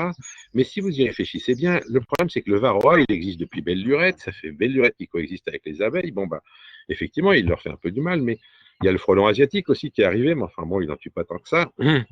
Et en revanche, ce qu'il y a de vraiment nouveau depuis 30 ans, hein, c'est le fait que les semences ont changé. Quand vous semez une semence, vous voyez à gauche, là, c'est une semence de blé. Je ne sais pas si vous avez déjà vu du blé quand il sort d'une plante de blé, mais il n'est pas rose du tout, il est jaune, hein, il est comme là en haut. Mais ça, c'est du blé qu'on va semer, ça, voilà. Et puis là, vous avez des semences de betterave. Les betteraves, les semences de betterave, c'est pareil, c'est jaune. Mais là, elles sont vertes. Pourquoi est-ce que ces semences sont roses ou vertes? Parce qu'elles sont enrobées. Elles sont enrobées d'insecticides. Et depuis, dans quelques dizaines d'années maintenant, les agriculteurs ne sèment plus des semences qui sortent des plantes. Les semences, quand elles sortent des plantes, on commence par les traiter et par les enrober d'un produit insecticide. Ces produits insecticides sont des produits incroyablement puissants. Ils vont, quand la graine va germer, la plante va passer à travers la gangue d'insecticides, elle va s'enduire d'insecticides, et ces insecticides vont se retrouver dans la plante pendant toute sa vie, à des doses très faibles, mais ces insecticides-là, par exemple les néonicotinoïdes, ils tuent au nanogramme. Le nanogramme, 1/1000e de gramme, ça suffit à tuer un insecte. Le résultat, c'est qu'effectivement, eh bien, alors premièrement, tout insecte qui va toucher cette plante va mourir, mais en plus, évidemment, les graines dans le semoir, elles se touchent entre elles, elles font de la... il y a une espèce de vapeur d'insecticide qui sort du semoir et qui va se balader. Si jamais ça touche une ruche, eh bien, toute la ruche meurt. Voilà, ça, c'est des abeilles mortes après avoir été touchées par ces insecticides. Ces insecticides, en plus, après, quand la plante va mourir, ils vont partir dans les cours d'eau. Et donc, tous nos écosystèmes sont bourrés d'insecticides incroyablement puissants, tellement puissants qu'ils tuent même à des doses auxquelles on ne peut pas les repérer. Le résultat, c'est que si vous vous posez la question de ça, pourquoi les abeilles se cassent la figure, et que justement, d'ailleurs, tous les insectes se cassent la figure en même temps, eh ben, le varroa, c'est bien gentil, mais ça touche que les abeilles et ça existait déjà avant. Et puis, ça ne touche pas les autres insectes. Donc, dire que le varroa, c'est important, c'est quand même un petit peu curieux. Dire que, alors il y a aussi des virus qui tuent les abeilles, il y a les frelons asiatiques, mais tous ces trucs-là, c'est spécifique aux abeilles. Or, en fait, ce qu'on voit, c'est que ce n'est pas que les abeilles qui disparaissent, c'est tous les insectes. Donc, en fait, il faut trouver une cause générale. Et la cause générale, elle n'est pas compliquée, c'est ces insecticides. Comment ça se fait que tout le monde ne dise pas que c'est à cause des insecticides que les abeilles disparaissent? Eh bien, comme d'habitude, les marchands de doute ont travaillé. Ils ont mis en place des tas de systèmes de recherche. Et qu'est-ce qu'ils font? Ils subventionnent toutes les recherches que vous pourrez faire sur la disparition des abeilles, à condition que ce soit des recherches qui ne soient pas sur les insecticides. Et donc, évidemment, ils ont créé, grâce à ça, il y a plein de chercheurs que ça intéresse, le varroa. Donc, les chercheurs vont s'intéresser au varroa, ils vont trouver des résultats, ils vont les publier. Il va y avoir plein de publications qui parlent du varroa. Et pendant ce temps-là, il n'y a pas de publication sur les insecticides. Évidemment, les chercheurs, en plus, eux, ils sont toujours en train de chercher des crédits pour pouvoir faire leurs recherches. Donc, si vous leur dites, moi, si vous travaillez sur le varroa, je vous donne de l'argent, ils travaillent sur le varroa, hein, ils ne sont pas compliqués. Le résultat actuel, c'est donc que la plupart des publications sur ces questions, eh bien, c'est des publications qui expliquent que c'est le varroa qui est le principal responsable. Je ne sais pas si... Voilà, bon, je passe.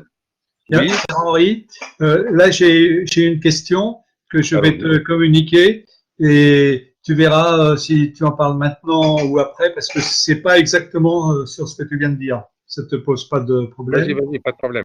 Voilà. Donc la question, c'est Marois qui la pose, et c'est les statistiques ne trompent pas. Comment croire les scientifiques plutôt que les nombres? Scientifiques entre guillemets, hein. Alors, sur quel sujet? Parce que le problème, c'est que moi, je peux répondre, oui. Vous voyez, par exemple, si jamais je regarde, là, je peux faire une statistique sur les publications et je vais trouver qu'il y a 90% des publications qui expliquent le déclin des abeilles par le varroa. Simplement, si jamais je ne sais pas qu'on a financé les scientifiques pour travailler sur le varroa et pas sur les insecticides, eh ben, je vais dire, ah ben bon, ça veut sûrement dire que c'est le varroa qui est le problème principal. Donc, les chiffres, il faut savoir les interpréter. Une statistique, c'est pas vrai que ça trompe pas. Ça trompe pas à condition d'être bien fait, à condition qu'on connaisse toutes les hypothèses qu'il y a à tester et qu'on les teste correctement. Donc, je ne crois pas qu'on puisse croire que simplement avec des nombres, on a les solutions. La plupart de nos connaissances sont soumises aux hypothèses qu'on fait sur ces connaissances. J'ai des tas d'exemples là-dessus. Hein. Si un jour vous visitez le jardin des plantes, je vous conseille d'aller comparer les squelettes de baleines qu'il y a dans la grande galerie de l'évolution et dans la galerie d'anatomie comparée. Dans la galerie d'anatomie comparée, c'est des squelettes de baleines qui datent du XVIIIe siècle, donc avant Geoffroy Saint-Hilaire, et donc elles n'ont pas d'os du bassin.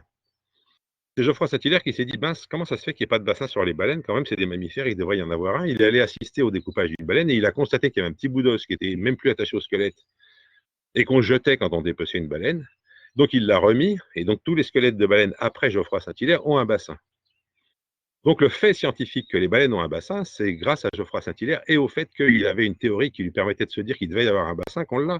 Donc, c'est pas vrai que les faits existent indépendamment de la manière dont de la théorie, parce que ce qu'on regarde, les faits, ils sont souvent dépendants de qu'est-ce qu'on a regardé, les chiffres aussi, qu'est-ce qu'on a mesuré, dans quelles conditions, et ça, tant qu'on ne le sait pas, on peut faire n'importe quelle interprétation à partir des mêmes résultats. Je ne sais pas si ça répond à la question. Moi, j'ai l'impression que ça répond à la question, d'autant plus qu'on a justement un atelier où on va essayer de voir qu'est-ce qu'on peut espérer tirer des statistiques qu'on a avec les moyens qu'on a. Moi, si je peux me permettre, je suis frappé dans ce que tu dis aussi par une espèce de déni qu'il peut y avoir quand on a l'idée de progrès comme quelque chose d'un peu inévitable pour l'espèce humaine. Chez pas mal de scientifiques, une espèce de déni sur ce qui peut arriver et qui peut plus se manifester sur tous les sujets que tu abordes, et qu'on a retrouvé peut-être un petit peu dans l'épidémie actuelle. Par exemple, moi, j'ai été à une réunion, j'en ai parlé hier, où il y avait pas mal de mathématiciens qui, pour beaucoup, connaissaient les modèles qui démontraient que l'épidémie allait déferler, et ça se passait le 13 mars, et ils semblaient n'avoir aucune conscience de ce qui allait arriver. Et il n'y avait pas de lobby derrière, en l'occurrence. Ce dont tu parles, c'est également extrêmement. Oui, moi je sais qu'avec Serge Morand, on était sur le point de publier une tribune dans Le Monde pour dire arrêtez d'écouter les scientifiques qui vous disent qu'il n'y a pas de problème, maintenant il est temps rapidement d'agir. Et le temps le monde était prêt à nous prendre notre motion, et puis finalement le gouvernement a pris des décisions, donc on ne l'a pas publié. Mais effectivement, je pense qu'on est effectivement il y a une espèce de déni chez les scientifiques, et malheureusement, il ne suffit pas du tout de connaître les nombres et les statistiques pour ne pas pouvoir s'égarer. il faut avoir une vision globale, et je pense que c'est ça la grosse difficulté à l'heure actuelle, c'est que pour avoir une vision globale de ce qui se passe dans le monde, il faut pas rester enfermé dans sa petite vision à soi. Il faut pas, si jamais on est un biologiste moléculaire, il ne faut pas se contenter de regarder de l'ADN. Si on est un écologiste, il ne faut pas se contenter de regarder la petite espèce qu'on étudie. Moi, j'ai travaillé avec des gens des sciences humaines, j'ai travaillé avec des mathématiciens, j'ai travaillé avec des agronomes qui font de l'agronomie du tiers-monde, et ça a complètement changé ma vision de ce que c'est que la biodiversité et l'agriculture mondiale à l'heure actuelle. Voilà, alors évidemment, ce qui est intéressant, c'est qu'actuellement, il n'y a pas d'études scientifiques sur ces questions de biais dans le fonctionnement de la science. Il n'y a que des enquêtes journalistiques. Donc, le livre de Stéphane Foucard est absolument remarquable sur ce plan-là. Il cite d'autres trucs. Le Guardian, donc le journal anglais, a montré comment l'industrie chimique avait réussi à biaiser les recherches, et c'est très intéressant parce que ils ont montré comment Syngenta, donc qui produit des pesticides, avait réussi à travailler avec une université anglaise, hein, toujours pareil au sujet de pourquoi est-ce que les abeilles se cassent la figure, hein, et donc et ils ont réussi comment faire. Eh bien, ils ont participé, et alors même ça leur coûte encore moins cher qu'à l'époque du tabac, parce que maintenant ils n'ont même plus besoin de donner l'argent pour faire les recherches. Ils donnent 10% de l'argent, et c'est l'État qui donne le reste, et en donnant 10% de l'argent, ils arrivent à obtenir que quasiment tous les projets qui sont retenus là-dedans soit conservés, soit des... Donc d'enlever tous les... Ils ont laissé un seul projet sur les insecticides, et des dizaines de projets sur le varroa, sur le virus, etc. etc. Voilà, donc le varroa. Et donc, vous voyez, aucune mention. Dans l'appel à projet, il y a le varroa, mais il n'y a aucune mention des pesticides, alors qu'il s'agit de comprendre pourquoi les abeilles s'éteignent. Donc, on crée un biais extraordinaire au niveau de la communauté scientifique, et grâce à ça, eh bien, alors vous voyez que Syngenta n'a fourni que 10% de l'argent, et c'est l'État qui a donné les 90% pour travailler pour ce qui intéresse Syngenta, c'est-à-dire faire croire que ce n'est pas les insecticides qui tuent les abeilles. Voilà. Bien, je passe, je ne vais pas rester trop longtemps là-dessus. Si jamais j'ai des diapos... Alors, il y a une question qui se rapporte au sujet. Oui. Il y en a une autre, mais enfin, je te lis les 3 dernières questions, si ça ne t'ennuie pas. Là, tu verras où est-ce que tu en reparles éventuellement. Il y en a une qui porte sur l'arbre phylogénétique, qui se termine avec peu d'espèces, et qui demande si c'est une généralité, ou bien si c'est lié déjà à la destruction de la biodiversité. La deuxième question, c'est par rapport à ce que tu viens de dire. Oui, c'est Kautar, comme une autre Kautar. Oui, mais comment savoir si les recherches ont été financées par les industries chimiques? Et une question de Gabriel Fagès. Qu'est-ce que l'on peut faire, nous, des élèves de 3e, pour sauver ces espèces? Je n'ai pas de micro.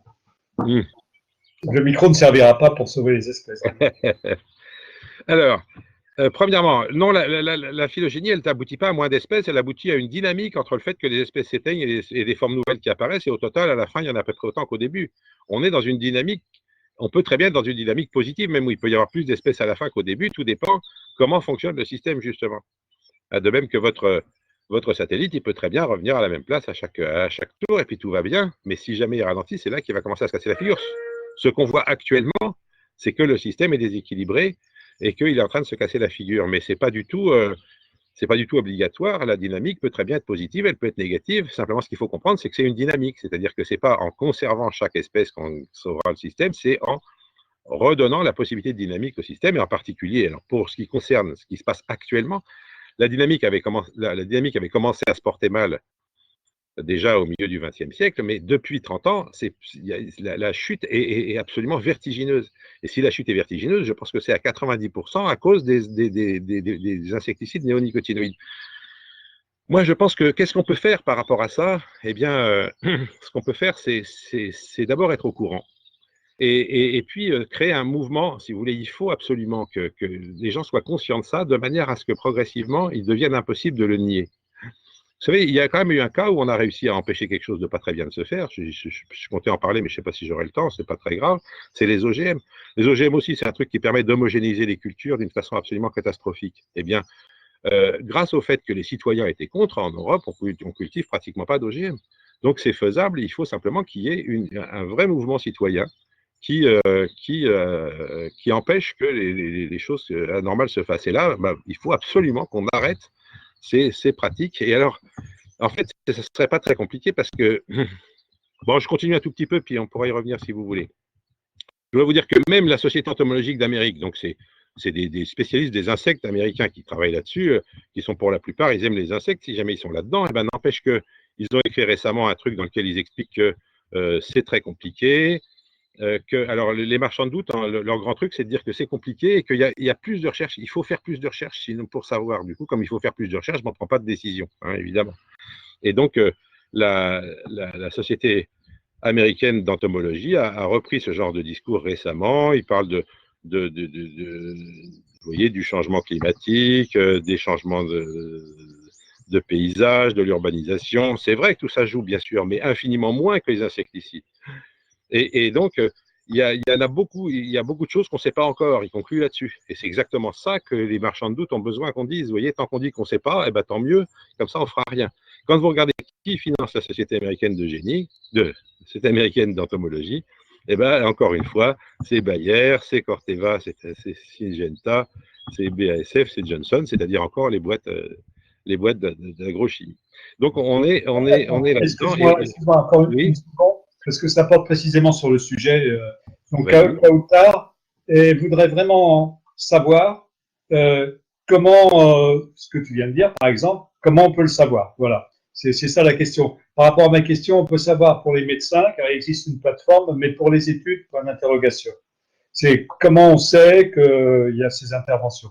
Qui est-ce qui va chercher ça? Qui est-ce qui va Ben, le démasquer, etc. ce qu'il faut faire, c'est effectivement se rendre compte qu'il y a certains journalistes comme Stéphane Foucard ou Stéphane Aurel qui s'intéressent vraiment à ces questions et qui font des enquêtes très approfondies. Dans le bouquin de Stéphane Foucard, là, je l'ai lu il n'y a pas très longtemps, c'est normal d'ailleurs, il vient de sortir, et je suis retourné aux sources, c'est-à-dire qu'il donne les références. Vous voyez, et je suis allé regarder, moi, sur le site de ces images-là que je vous donne de la Société américaine d'entomologie, ben, c'est sur leur site web, il n'y a pas besoin de. Il n'y a pas besoin. Donc, une fois que vous voyez que Stéphane Foucard vous dit qu'ils sont financés par ces entreprises, vous avez qu'à aller regarder sur leur site. Et je vais vous montrer un truc encore plus extraordinaire après. Hein. Alors, évidemment, donc je finis deux trucs et puis on pourra reprendre tout ça. Ah, donc, évidemment, l'Express récemment a publié un truc en expliquant que comme les abeilles meurent à cause du varroa, etc., ben, on va leur donner des bactéries transgéniques qui vont leur permettre de se soigner. Hein, vous voyez, alors on est dans la course en avant, vous voyez, on fait de la technologie, ça bousille tout, et après on va vous prétendre qu'il y a une technologie qui va encore plus vous sauver. Hein. Et donc, tout ça, ça permet de noyer le poisson et de faire croire qu'il n'y a pas de problème. Et évidemment, hein, les sites web dont je vous parlais tout à l'heure vont continuer leur désinformation en disant que les néonicotinoïdes, ça ne pose pas de problème pour les abeilles. Donc effectivement, c'est très difficile Alors comment savoir que ce site-là, c'est un site qui est financé par les industriels alors que Stéphane Foucard, il n'est pas financé par les industriels? Ben ça, il faut se renseigner un petit peu, il faut regarder. Je peux pas vous donner de. Voilà. Ce que je voudrais vous dire pour finir sur ce sujet, parce que c'est très intéressant, c'est que sur les problèmes, la Commission européenne a fait un travail assez remarquable sur ces questions d'abeilles. Et il y a une agence de l'Europe qui s'appelle l'EFSA.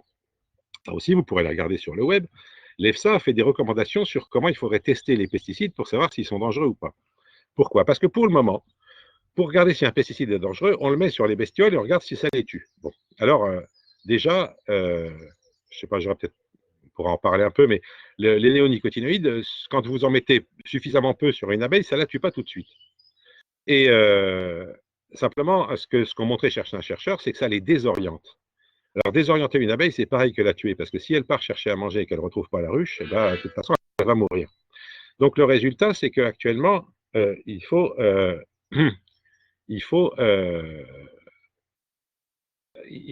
pas étudier seulement le fait que ça les tue tout de suite, il faut étudier les effets que ça a sur elles. Si on testait le tabac sur les humains comme on teste les pesticides sur les abeilles, eh ben on dirait que le tabac ne tue pas les humains, parce que si vous faites fumer quelqu'un, même toute la journée, il ne va pas mourir dans les 8 jours. Donc, si on veut regarder les effets, il faut regarder les effets sur du long terme. Or, les effets sur du long terme, ça demande des recherches autres que juste la toxicité aiguë. Hein, c'est ce qu'on appelle la toxicité chronique. La toxicité chronique, pour le moment, elle n'est pas regardée. Or, l'EFSA a dit qu'il faudrait maintenant regarder la toxicité chronique. Excusez-moi, j'ai un problème. Il faut que je mette l'électricité dans mon ordinateur.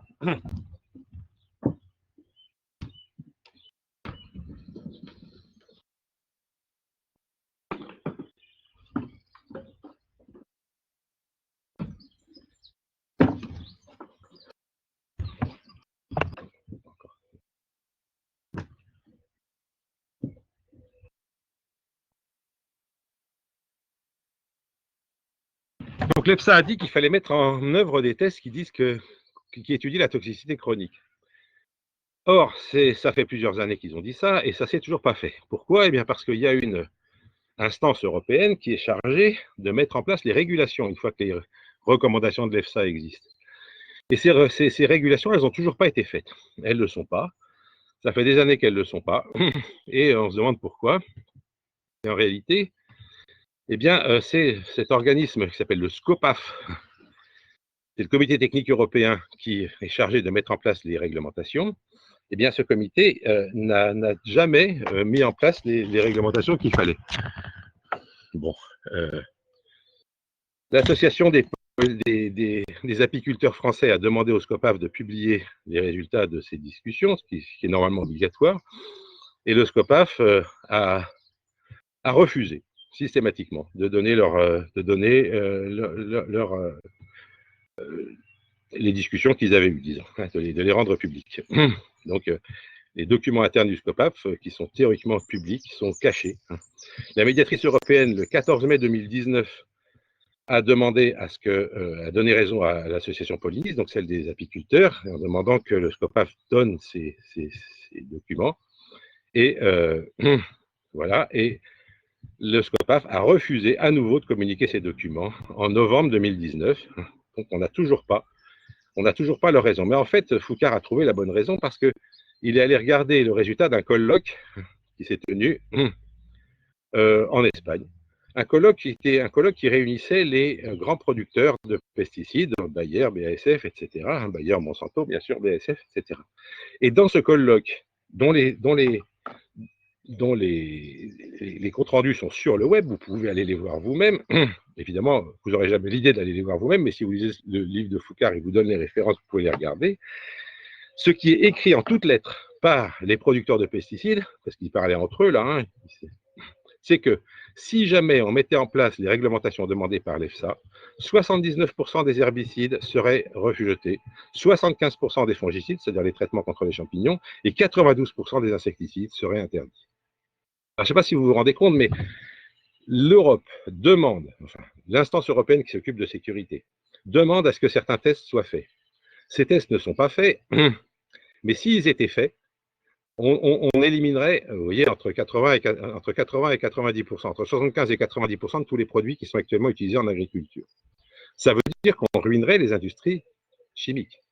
Donc actuellement, l'Europe se retrouve devant une situation complètement impossible, où ils ont le choix entre laisser les industries chimiques continuer à totalement détruire la nature et les êtres vivants dans les champs et hors des champs, ou alors ruiner l'industrie chimique.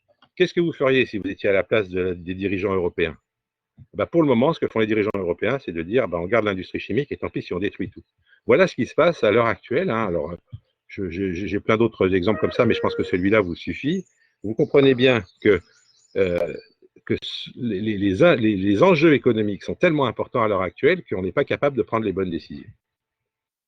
Et malheureusement, tout ça se passe dans une relative indifférence de la communauté scientifique, parce que les gens qui ne travaillent pas sur ces questions ne sont pas au courant de tout ça. Je vous garantis que la plupart de mes collègues ne sont pas au courant de cette histoire de SCOPAF et d'EFSA.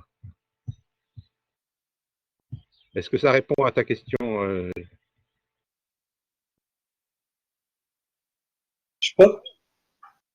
Je ne vois pas de nouvelle intervention de Kautar, mais par rapport à ce que tu as dit, je pense que le type de débat que tu abordes, il est présent également dans la crise du coronavirus, sans qu'on le voit toujours explicitement. Et d'ailleurs, on a un groupe qui travaille sur les fondements des politiques appliquées. En effet, on entend en ce moment parler du péril économique qui règne du fait du confinement, etc.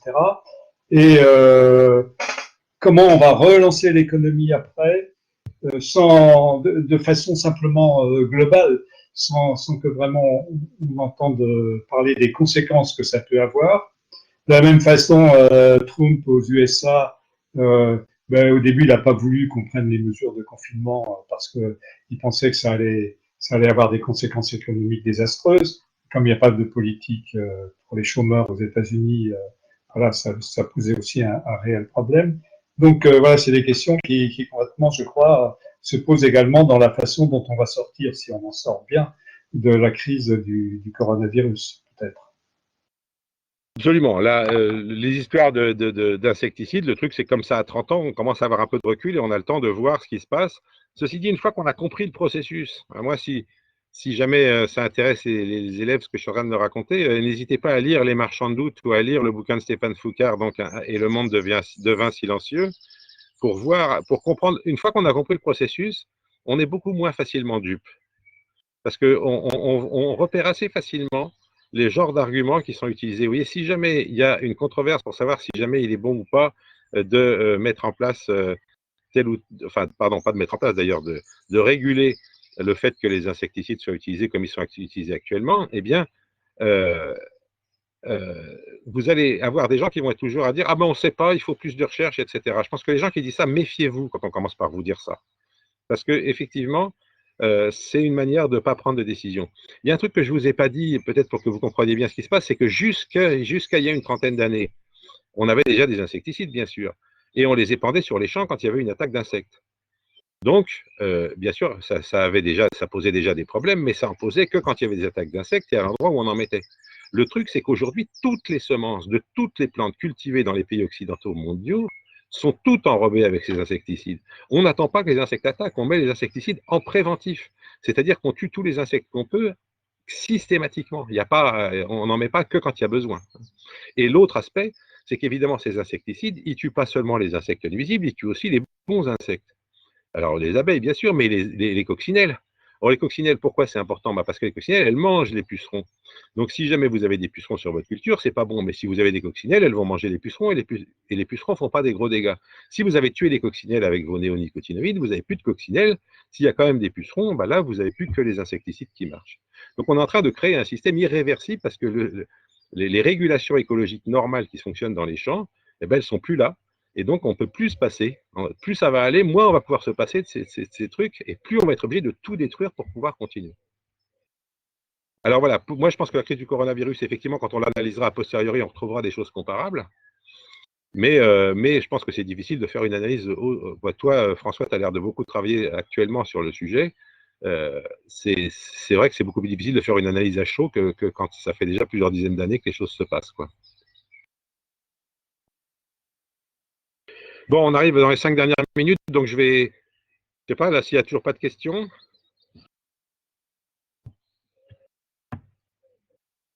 Si on a une question de Yacine, est-ce que tu as la possibilité de prendre la parole pour dire ta question?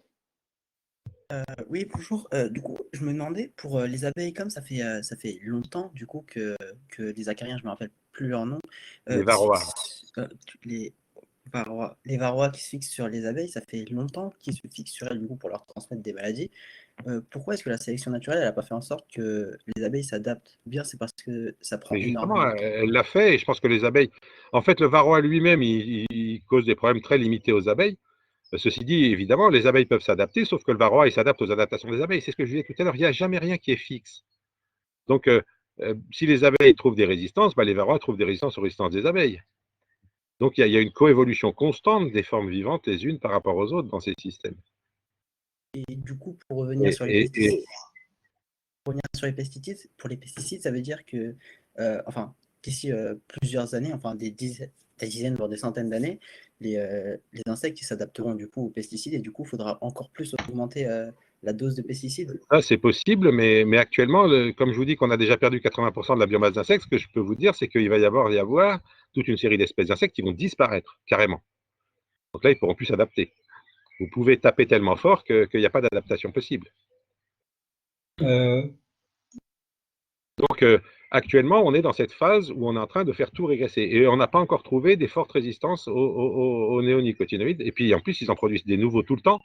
Donc, actuellement, certes, il y a des trucs sur lesquels, par exemple, sur les herbicides, qu'on commence à avoir des plantes résistantes, etc. Mais sur ces insecticides-là, ils sont tellement puissants qu'il n'y a pour le moment pas de résistance qui sont en train d'apparaître. Et s'il en apparaît, il en apparaîtra chez quelques espèces. Effectivement, sûrement pas des espèces qui nous intéressent. Les bonnes espèces, elles, il y aura des bonnes chances qu'elles aient beaucoup disparu, et donc on sera dans une situation d'un écosystème très simplifié, c'est ce que je vous disais au début, un écosystème très simplifié, ça n'a pas de résilience, ça n'a pas de de capacité à tamponner les problèmes. Et donc, quand on sera dans des systèmes très simplifiés, on aura des problèmes majeurs, hein, et on aura des épidémies, et des épidémies pas seulement sur les humains, mais des épidémies sur les plantes cultivées. Moi, je vous garantis que si on continue comme ça, d'ici quelques dizaines d'années, on va voir apparaître de grandes épidémies sur le blé, sur le maïs, sur le soja, et que du coup, il va y avoir des millions de gens qui vont, enfin, encore plus que maintenant, disons, mais des milliards de gens peut-être qui vont mourir de faim parce qu'on ne produira plus assez. Actuellement, on produit assez pour nourrir toute la planète. Et à cause des inégalités, il y a des tas de gens qui n'arrivent déjà pas à manger. Mais dans quelques dizaines d'années, si on continue comme ça, on va créer des épidémies qui vont réellement poser des famines monstrueuses au niveau de l'humanité. Donc, je pense qu'il y a vraiment urgence. Pierre-Henri, il y a justement une question, mais je pense que tu y as répondu en partie. J'ai 3 questions, je préférais te les poser, les 3, si ça ne t'ennuie pas. C'est un peu difficile. Je commence par la dernière, c'est pourra-t-on nourrir 7 ou 10 milliards d'hommes sans insecticides? Ensuite, il y avait une question de Kautar qui se rapportait à Cuba. De plus, j'ai lu qu'à Cuba, il n'y a pas cette culture de pesticides à cause de l'embargo américain. Pourquoi ne pas s'appuyer sur leur étude pour contrer les grands groupes? Et puis, il y avait Kaltoum qui demandait s'il n'y a pas des insecticides spécifiques, des insecticides spécifiques pour les insectes nuisibles. Voilà. Alors, non, il n'y a pas d'insecticide spécifique pour les insectes nuisibles, c'est assez simple, je peux vous répondre. Les trucs qui tuent les insectes, ils les tuent tous, et puis voilà. Pour ce qui concerne Cuba, c'est sûrement une très bonne idée, d'ailleurs sur le plan médical aussi. Vous savez qu'on peut être jaloux du système médical de Cuba, ils sont bien meilleurs que nous. Et le problème, c'est que Cuba, vous voyez, alors typiquement, là, je vous parlais tout à l'heure des aspects politiques, Cuba, c'est considéré quand même comme une dictature communiste, et donc c'est pas demain que vous allez avoir des dirigeants comme les nôtres qui vont accepter de s'inspirer de ce qui se passe à Cuba.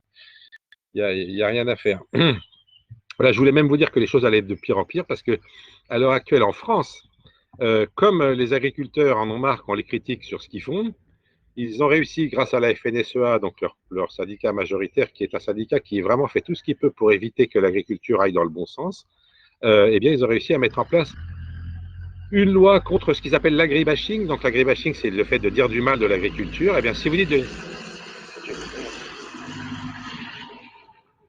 du mal de l'agriculture, eh bien, maintenant, vous allez être poursuivi par une cellule de la gendarmerie, hein, qui s'appelle Déméter, et qui va lutter contre l'agribashing, contre le fait de dire du mal de l'agriculture. Donc, ça va devenir de plus en plus difficile de critiquer ce qui se passe dans le monde agricole. Croyez-moi, ce n'est pas ce qui m'arrêtera, mais enfin, ça va devenir un peu compliqué. Et enfin, est-ce que, sur la première question, je voudrais dire que en réalité, l'un des problèmes, alors premièrement, oui, on peut nourrir facilement 9 milliards d'humains avec la nourriture sans insecticides. Je pense que ce n'est pas un problème, on peut même en nourrir plus que ça. Mais si jamais on veut faire une agriculture durable, si on veut arrêter avec les pesticides, il va falloir remettre de la diversité dans les plantes cultivées. Il va falloir refabriquer une agriculture beaucoup plus écologique. Alors quand je dis écologique, ce n'est pas au sens politique, c'est au sens vraiment scientifique du terme, c'est-à-dire utiliser ce qu'on sait de l'écologie, à faire une agriculture savante sur le plan écologique, mélanger dans un même champ différentes espèces qui sont compatibles, qui s'entraident, soigner les insectes qui sont utiles, mettre des plantes qui nourrissent les insectes utiles de façon à contrer les insectes désagréables, etc. Tout ça, ça s'appelle l'agroécologie. Et l'agroécologie, ça marche très bien et ça produit énormément. Ça produit plus par unité de surface que l'agriculture industrielle. Ça produit plus par unité de surface, mais ça produit beaucoup moins à l'heure de travail. L'agriculture industrielle, comme je vous l'ai dit tout à l'heure, elle était faite pour que très peu de gens restent dans les campagnes. Et le résultat, c'est que chaque personne peut cultiver des centaines d'hectares à l'heure actuelle avec les méthodes chimiques qui sont en œuvre. Si on veut remettre en œuvre une agriculture écologique, eh bien, il va falloir remettre des gens dans les campagnes. Il faut qu'il y ait plus de monde qui cultive la terre, de manière à ce que chaque agriculteur soit vraiment en contact avec le milieu dans lequel il vit et il promeuve un fonctionnement écologique des champs. C'est parfaitement faisable. On a les théories sur ces questions. Simplement, ça demande un vrai changement de logiciel, vous voyez, pour notre société. Dire qu'il faut plus de gens dans les campagnes et moins de gens dans les villes, c'est pas du tout ce qu'on propose. Moi, j'arrête pas de voir des gens qui nous disent que d'ici quelques années, il y aura 90% de la population mondiale qui sera dans les villes. Si 90% des gens qui vivent au niveau mondial sont dans les villes, moi, je vous garantis une chose, c'est que ça va devenir totalement invivable, qu'on va fabriquer une agriculture absolument catastrophique Et tiens, je voulais vous donner comme image finale celle-là. Hein. Si vous faites de la futurologie, vous n'êtes pas obligé de considérer que la suite, ça va être exactement pareil que ce qu'il y avait avant. Donc, si jamais l'avenir, ça continue à être que les campagnes se vident, que du coup, on fait une agriculture de plus en plus chimique, et que du coup, tout le monde est dans les villes à plus savoir quoi foutre parce qu'on n'a pas besoin de tous ces gens dans les villes, eh ben, je pense qu'on ira à un crash monstrueux au niveau de la société. Il faut absolument remettre des gens dans les campagnes. Il faut absolument refaire une agriculture écologique et très productive à l'hectare. Et ça voudra dire beaucoup de changements, ça voudra dire même des changements un peu désagréables parce que certainement, la nourriture coûtera plus cher. On a pris l'habitude d'avoir une nourriture extrêmement bon marché, parce que toutes les subventions, etc. Là, on a l'habitude de payer beaucoup plus cher les loyers que la nourriture. C'est tout à fait anormal. Un loyer, ça ne devrait pas coûter du tout aussi cher que ce qu'on mange. Ce qu'on mange, ça demande du travail en quantité. Un loyer, c'est juste quelqu'un qui possède un truc, qui n'a pas besoin de lui donner tant d'argent que ça. Il y a énormément de choses à changer dans nos sociétés. Et tout ce qu'il faut faire, c'est pas continuer sur la ligne sur laquelle on est, parce que cette ligne, elle va tout droit dans le mur. Bon, ben je crois que déjà, on peut te remercier pour tout ce que tu nous as présenté, qui, je pense, va provoquer beaucoup de réflexions chez tous ceux qui t'ont écouté. Est-ce que tu penses qu'on peut se permettre de prendre encore quelques questions, une ou deux questions? Oui, pas de problème, pas de problème. Très bien. Alors, Kautar, je ne sais pas si Kautar a le son. Apparemment, non. Alors, elle dit, en France, il n'y a plus de permaculture. Il n'y en a plus, je pense. Les abeilles, ou plus de permaculture, les abeilles reviendront peut-être dans 30 ans. Oui, les abeilles n'ont pas disparu, donc elles n'ont pas besoin de revenir. Il suffit, ce qu'il faut, c'est qu'elles arrêtent de disparaître. Effectivement, mais de toute façon, je pense que sincèrement, si on arrêtait les néonicotinoïdes, les abeilles remonteraient tout de suite. Seulement, le problème, c'est que si jamais vous avez de la permaculture d'un côté et de l'autre des agriculteurs qui foutent des néonicotinoïdes partout, la permaculture, elle va pas pouvoir faire grand-chose parce que des néonicotinoïdes, vous en avez dans l'eau, hein, vous en avez dans l'air. Donc ça, vous allez avoir du mal à protéger vos insectes. Quand je vous dis que 80% des insectes ont disparu, c'est une étude qui a été faite sur une zone protégée en Allemagne. Donc les zones protégées, elles ne vont pas tellement mieux que les autres parce que les dégâts faits par ces insecticides sont des dégâts qui sont globaux, qui agissent sur tout le système.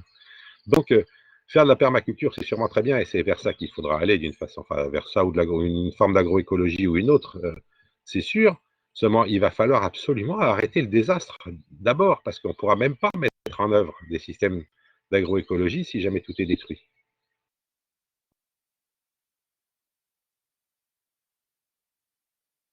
Moi, je fais ce que je peux pour convaincre la communauté scientifique de ce que je vous raconte là, mais je vous garantis que ce n'est pas facile, parce que dans la communauté scientifique, il y a beaucoup de gens qui sont dans le déni, comme tu disais tout à l'heure, François, et qui pensent que oh, ça ne va pas si mal que ça, et voilà. Il y a des questions qui sont en train d'être écrites par Kaltoum et peut-être Kautar. Ce qui serait intéressant serait d'avoir des questions de personnes aussi qui ne sont pas du tout intervenues. Voilà, à vous de voir. Je peux parler ou pas? Oui, vas-y. Donc, ce que je voulais dire, c'était aussi que les gens changent beaucoup leur mentalité en faisant de la permaculture aussi. Ah oui, tout à fait, c'est vrai. Mais je ne m'inquiète pas, les gens qui font de la permaculture, je suis sûr qu'ils feront des choses plutôt bien. Le problème, c'est que tant qu'il y en aura à côté qui feront autre chose, je ne suis pas sûr que ça pourra marcher. Voilà. D'accord.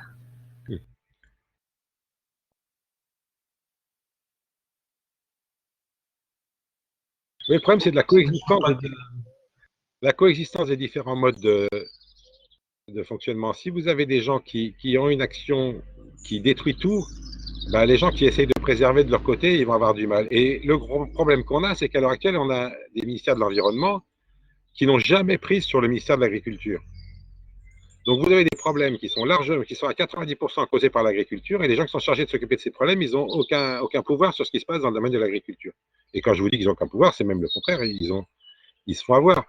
Quand Nicolas Hulot est arrivé comme ministre, la première chose qu'il a voulu faire, c'est des assises de l'alimentation, justement pour essayer de poser ces problèmes de la façon dont l'alimentation était produite et dont l'agriculture évoluait. Et ben, le ministre de l'Agriculture a obtenu que ces assises aient lieu, mais que ce soit lui le patron de ces assises. Et du coup, il a fait exactement le contraire de ce que voulait faire Hulot. La première chose qu'il a fait, d'ailleurs, ça a été de supprimer des subventions à l'agriculture bio. Et des questions de Kaltoum, et il y a Amine également qui avait commencé à écrire. Euh, voilà, je propose qu'on prenne encore pas plus de une ou deux questions, mais je répète, je préférerais que ce soit ceux qui n'ont pas encore parlé qui posent leurs questions.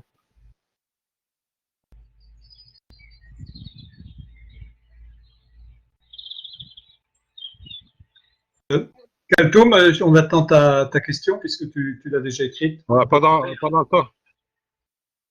ce temps-là, je peux peut-être dire un mot sur la permaculture, puisqu'on en a parlé, tout le monde ne sait peut-être pas ce que c'est. Donc la permaculture, c'est une forme d'agriculture dans laquelle on mélange différentes espèces dans un champ. Et en gros, l'idée, et ça va vous paraître évident, l'agriculture, normalement, c'est un truc qui exploite l'énergie solaire grâce aux plantes, puisque les plantes, avec la photosynthèse, elles exploitent l'énergie solaire, elles récoltent l'énergie du soleil, elles font de l'énergie chimique avec, des sucres, et c'est avec ça qu'on mange et qu'on fait plein de choses. Qu'on se chauffe si on se chauffe au bois, etc. Or, si vous voulez maximiser votre efficacité, il faut que jamais un rayon de soleil n'arrive au sol sans avoir été intercepté par des feuilles. Donc, si vous voulez qu'il y ait des feuilles tout le temps sur votre champ, vous ne pouvez pas faire une seule culture. Si vous mettez du maïs sur un champ, il y a pendant 2 mois, il y a de la végétation, mais le reste du temps, le sol, il est nu. Donc, évidemment que le maïs, ce n'est pas optimal. La permaculture permet d'avoir, mettons, vous allez mélanger du maïs, du pois, etc. Et vous allez avoir donc différentes espèces qui vont chacune à leur tour être en position pour récupérer de l'énergie solaire. Et du coup, vous pouvez produire, c'est ce que je disais tout à l'heure, plus par unité de surface avec de la permaculture que ce que vous produiriez avec de la culture conventionnelle. Donc, c'est très logique, si vous voulez. On voit bien comment écologiquement, c'est plus logique de mélanger des choses différentes que de mettre que la même chose où tout le monde va pousser en même temps, etc. Simplement, ça demande évidemment des connaissances et un travail qui est bien supérieur à ce qu'on fait en culture industrielle. Voilà, est-ce que la question est prête maintenant? En fait, Alors, je lis la la. Pardon? si tu peux la lire, elle a déjà écrit. Ben oui, je fais comme ça. Donc, il y a la première question, c'est la question d'Amine. Est-ce que les agriculteurs pro-Déméter sont ceux qui perdent de l'argent avec leur activité? Si oui, pourquoi sont-ils d'accord avec ce modèle de production? Je te lis également l'autre question de Kaltoum pour qu'on puisse avancer. L'agroécologie peut-elle se baser sur des plantes qui peuvent faire fuir certaines espèces nuisibles ou est-ce seulement basée sur d'autres espèces d'insectes pouvant attaquer les nuisibles? Ou peut-être ne pas fournir de nourriture assez nuisible en les privant de certaines plantes. Donc là, elle cherche des solutions. Et Angélique, les insecticides sont-ils aussi nuisibles pour la santé humaine? Alors, la question de savoir ce que les néonicotinoïdes nous font à nous, on ne le sait pas bien. Donc, je ne sais pas vous répondre. C'est peu probable qu'ils n'aient pas d'action, mais je ne peux pas vous dire exactement lesquels, et donc j'en sais pas grand-chose.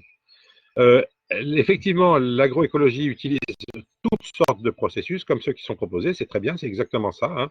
On va chercher des plantes répulsives, ou au contraire des plantes qui vont attirer les insecticides sur elles, et qui du coup protégeront les plantes utiles. Et puis, on va d'ailleurs utiliser aussi des processus naturels, parce que quand une plante est attaquée, souvent, elle émet des substances qui attirent les insectes qui mangent les trucs qui sont en train de manger la plante, vous voyez? Ah, vous voyez, il y a une pyrale qui attaque un maïs, le maïs, il émet des substances, et cette substance attire des insectes qui mangent les pyrales. Donc ça, c'est des choses qui existent, donc on va faire fonctionner ça autant qu'on pourra, voilà, ça, c'est des choses qu'on fait en agroécologie, et effectivement, on va chercher des mélanges de plantes qui non seulement vont maximiser la photosynthèse, mais aussi maximiser la protection contre les insectes, en attirant les insectes qui mangent les insectes qui nous dérangent, et en repoussant les insectes qu'on n'aime pas. Voilà, donc tout ça, effectivement, ça fait partie de l'agroécologie, et c'est un champ de recherche en pleine expansion, avec très très peu de recherche par rapport à la recherche en chimie, hein, malheureusement, je vous préviens. Voilà, la première question, ça y est, je l'ai oubliée. C'était quoi la première? Oui, c'est le fait de se baser sur certaines plantes. Les agriculteurs, effectivement, qui se plaignent qu'ils n'y arrivent pas, ils sont dans le système conventionnel. Alors, ça ne veut pas dire qu'il n'y a pas des agriculteurs qui essayent d'aller vers l'agroécologie qui se cassent la figure, ça existe aussi, c'est pas aussi simple que ça. Justement, faire de l'agroécologie, ça demande toute une connaissance que beaucoup d'agriculteurs n'ont plus. Hein. Donc, c'est des choses voilà, qu'il faut réapprendre, etc. Donc, et quand vous êtes en agriculture conventionnelle, eh bien, quand vous êtes en agriculture conventionnelle, passer à l'agriculture biologique ou à une agriculture plus respectueuse de l'environnement, c'est quand même un très gros travail. Et puis, vous n'y êtes pas incité du tout, d'autant que la plupart des agriculteurs sont dans des dynamiques dans lesquelles ils sont surendettés, parce qu'on leur a dit d'acheter du tas de matériel, etc. On les a surendettés. Et donc maintenant, il faut arriver à les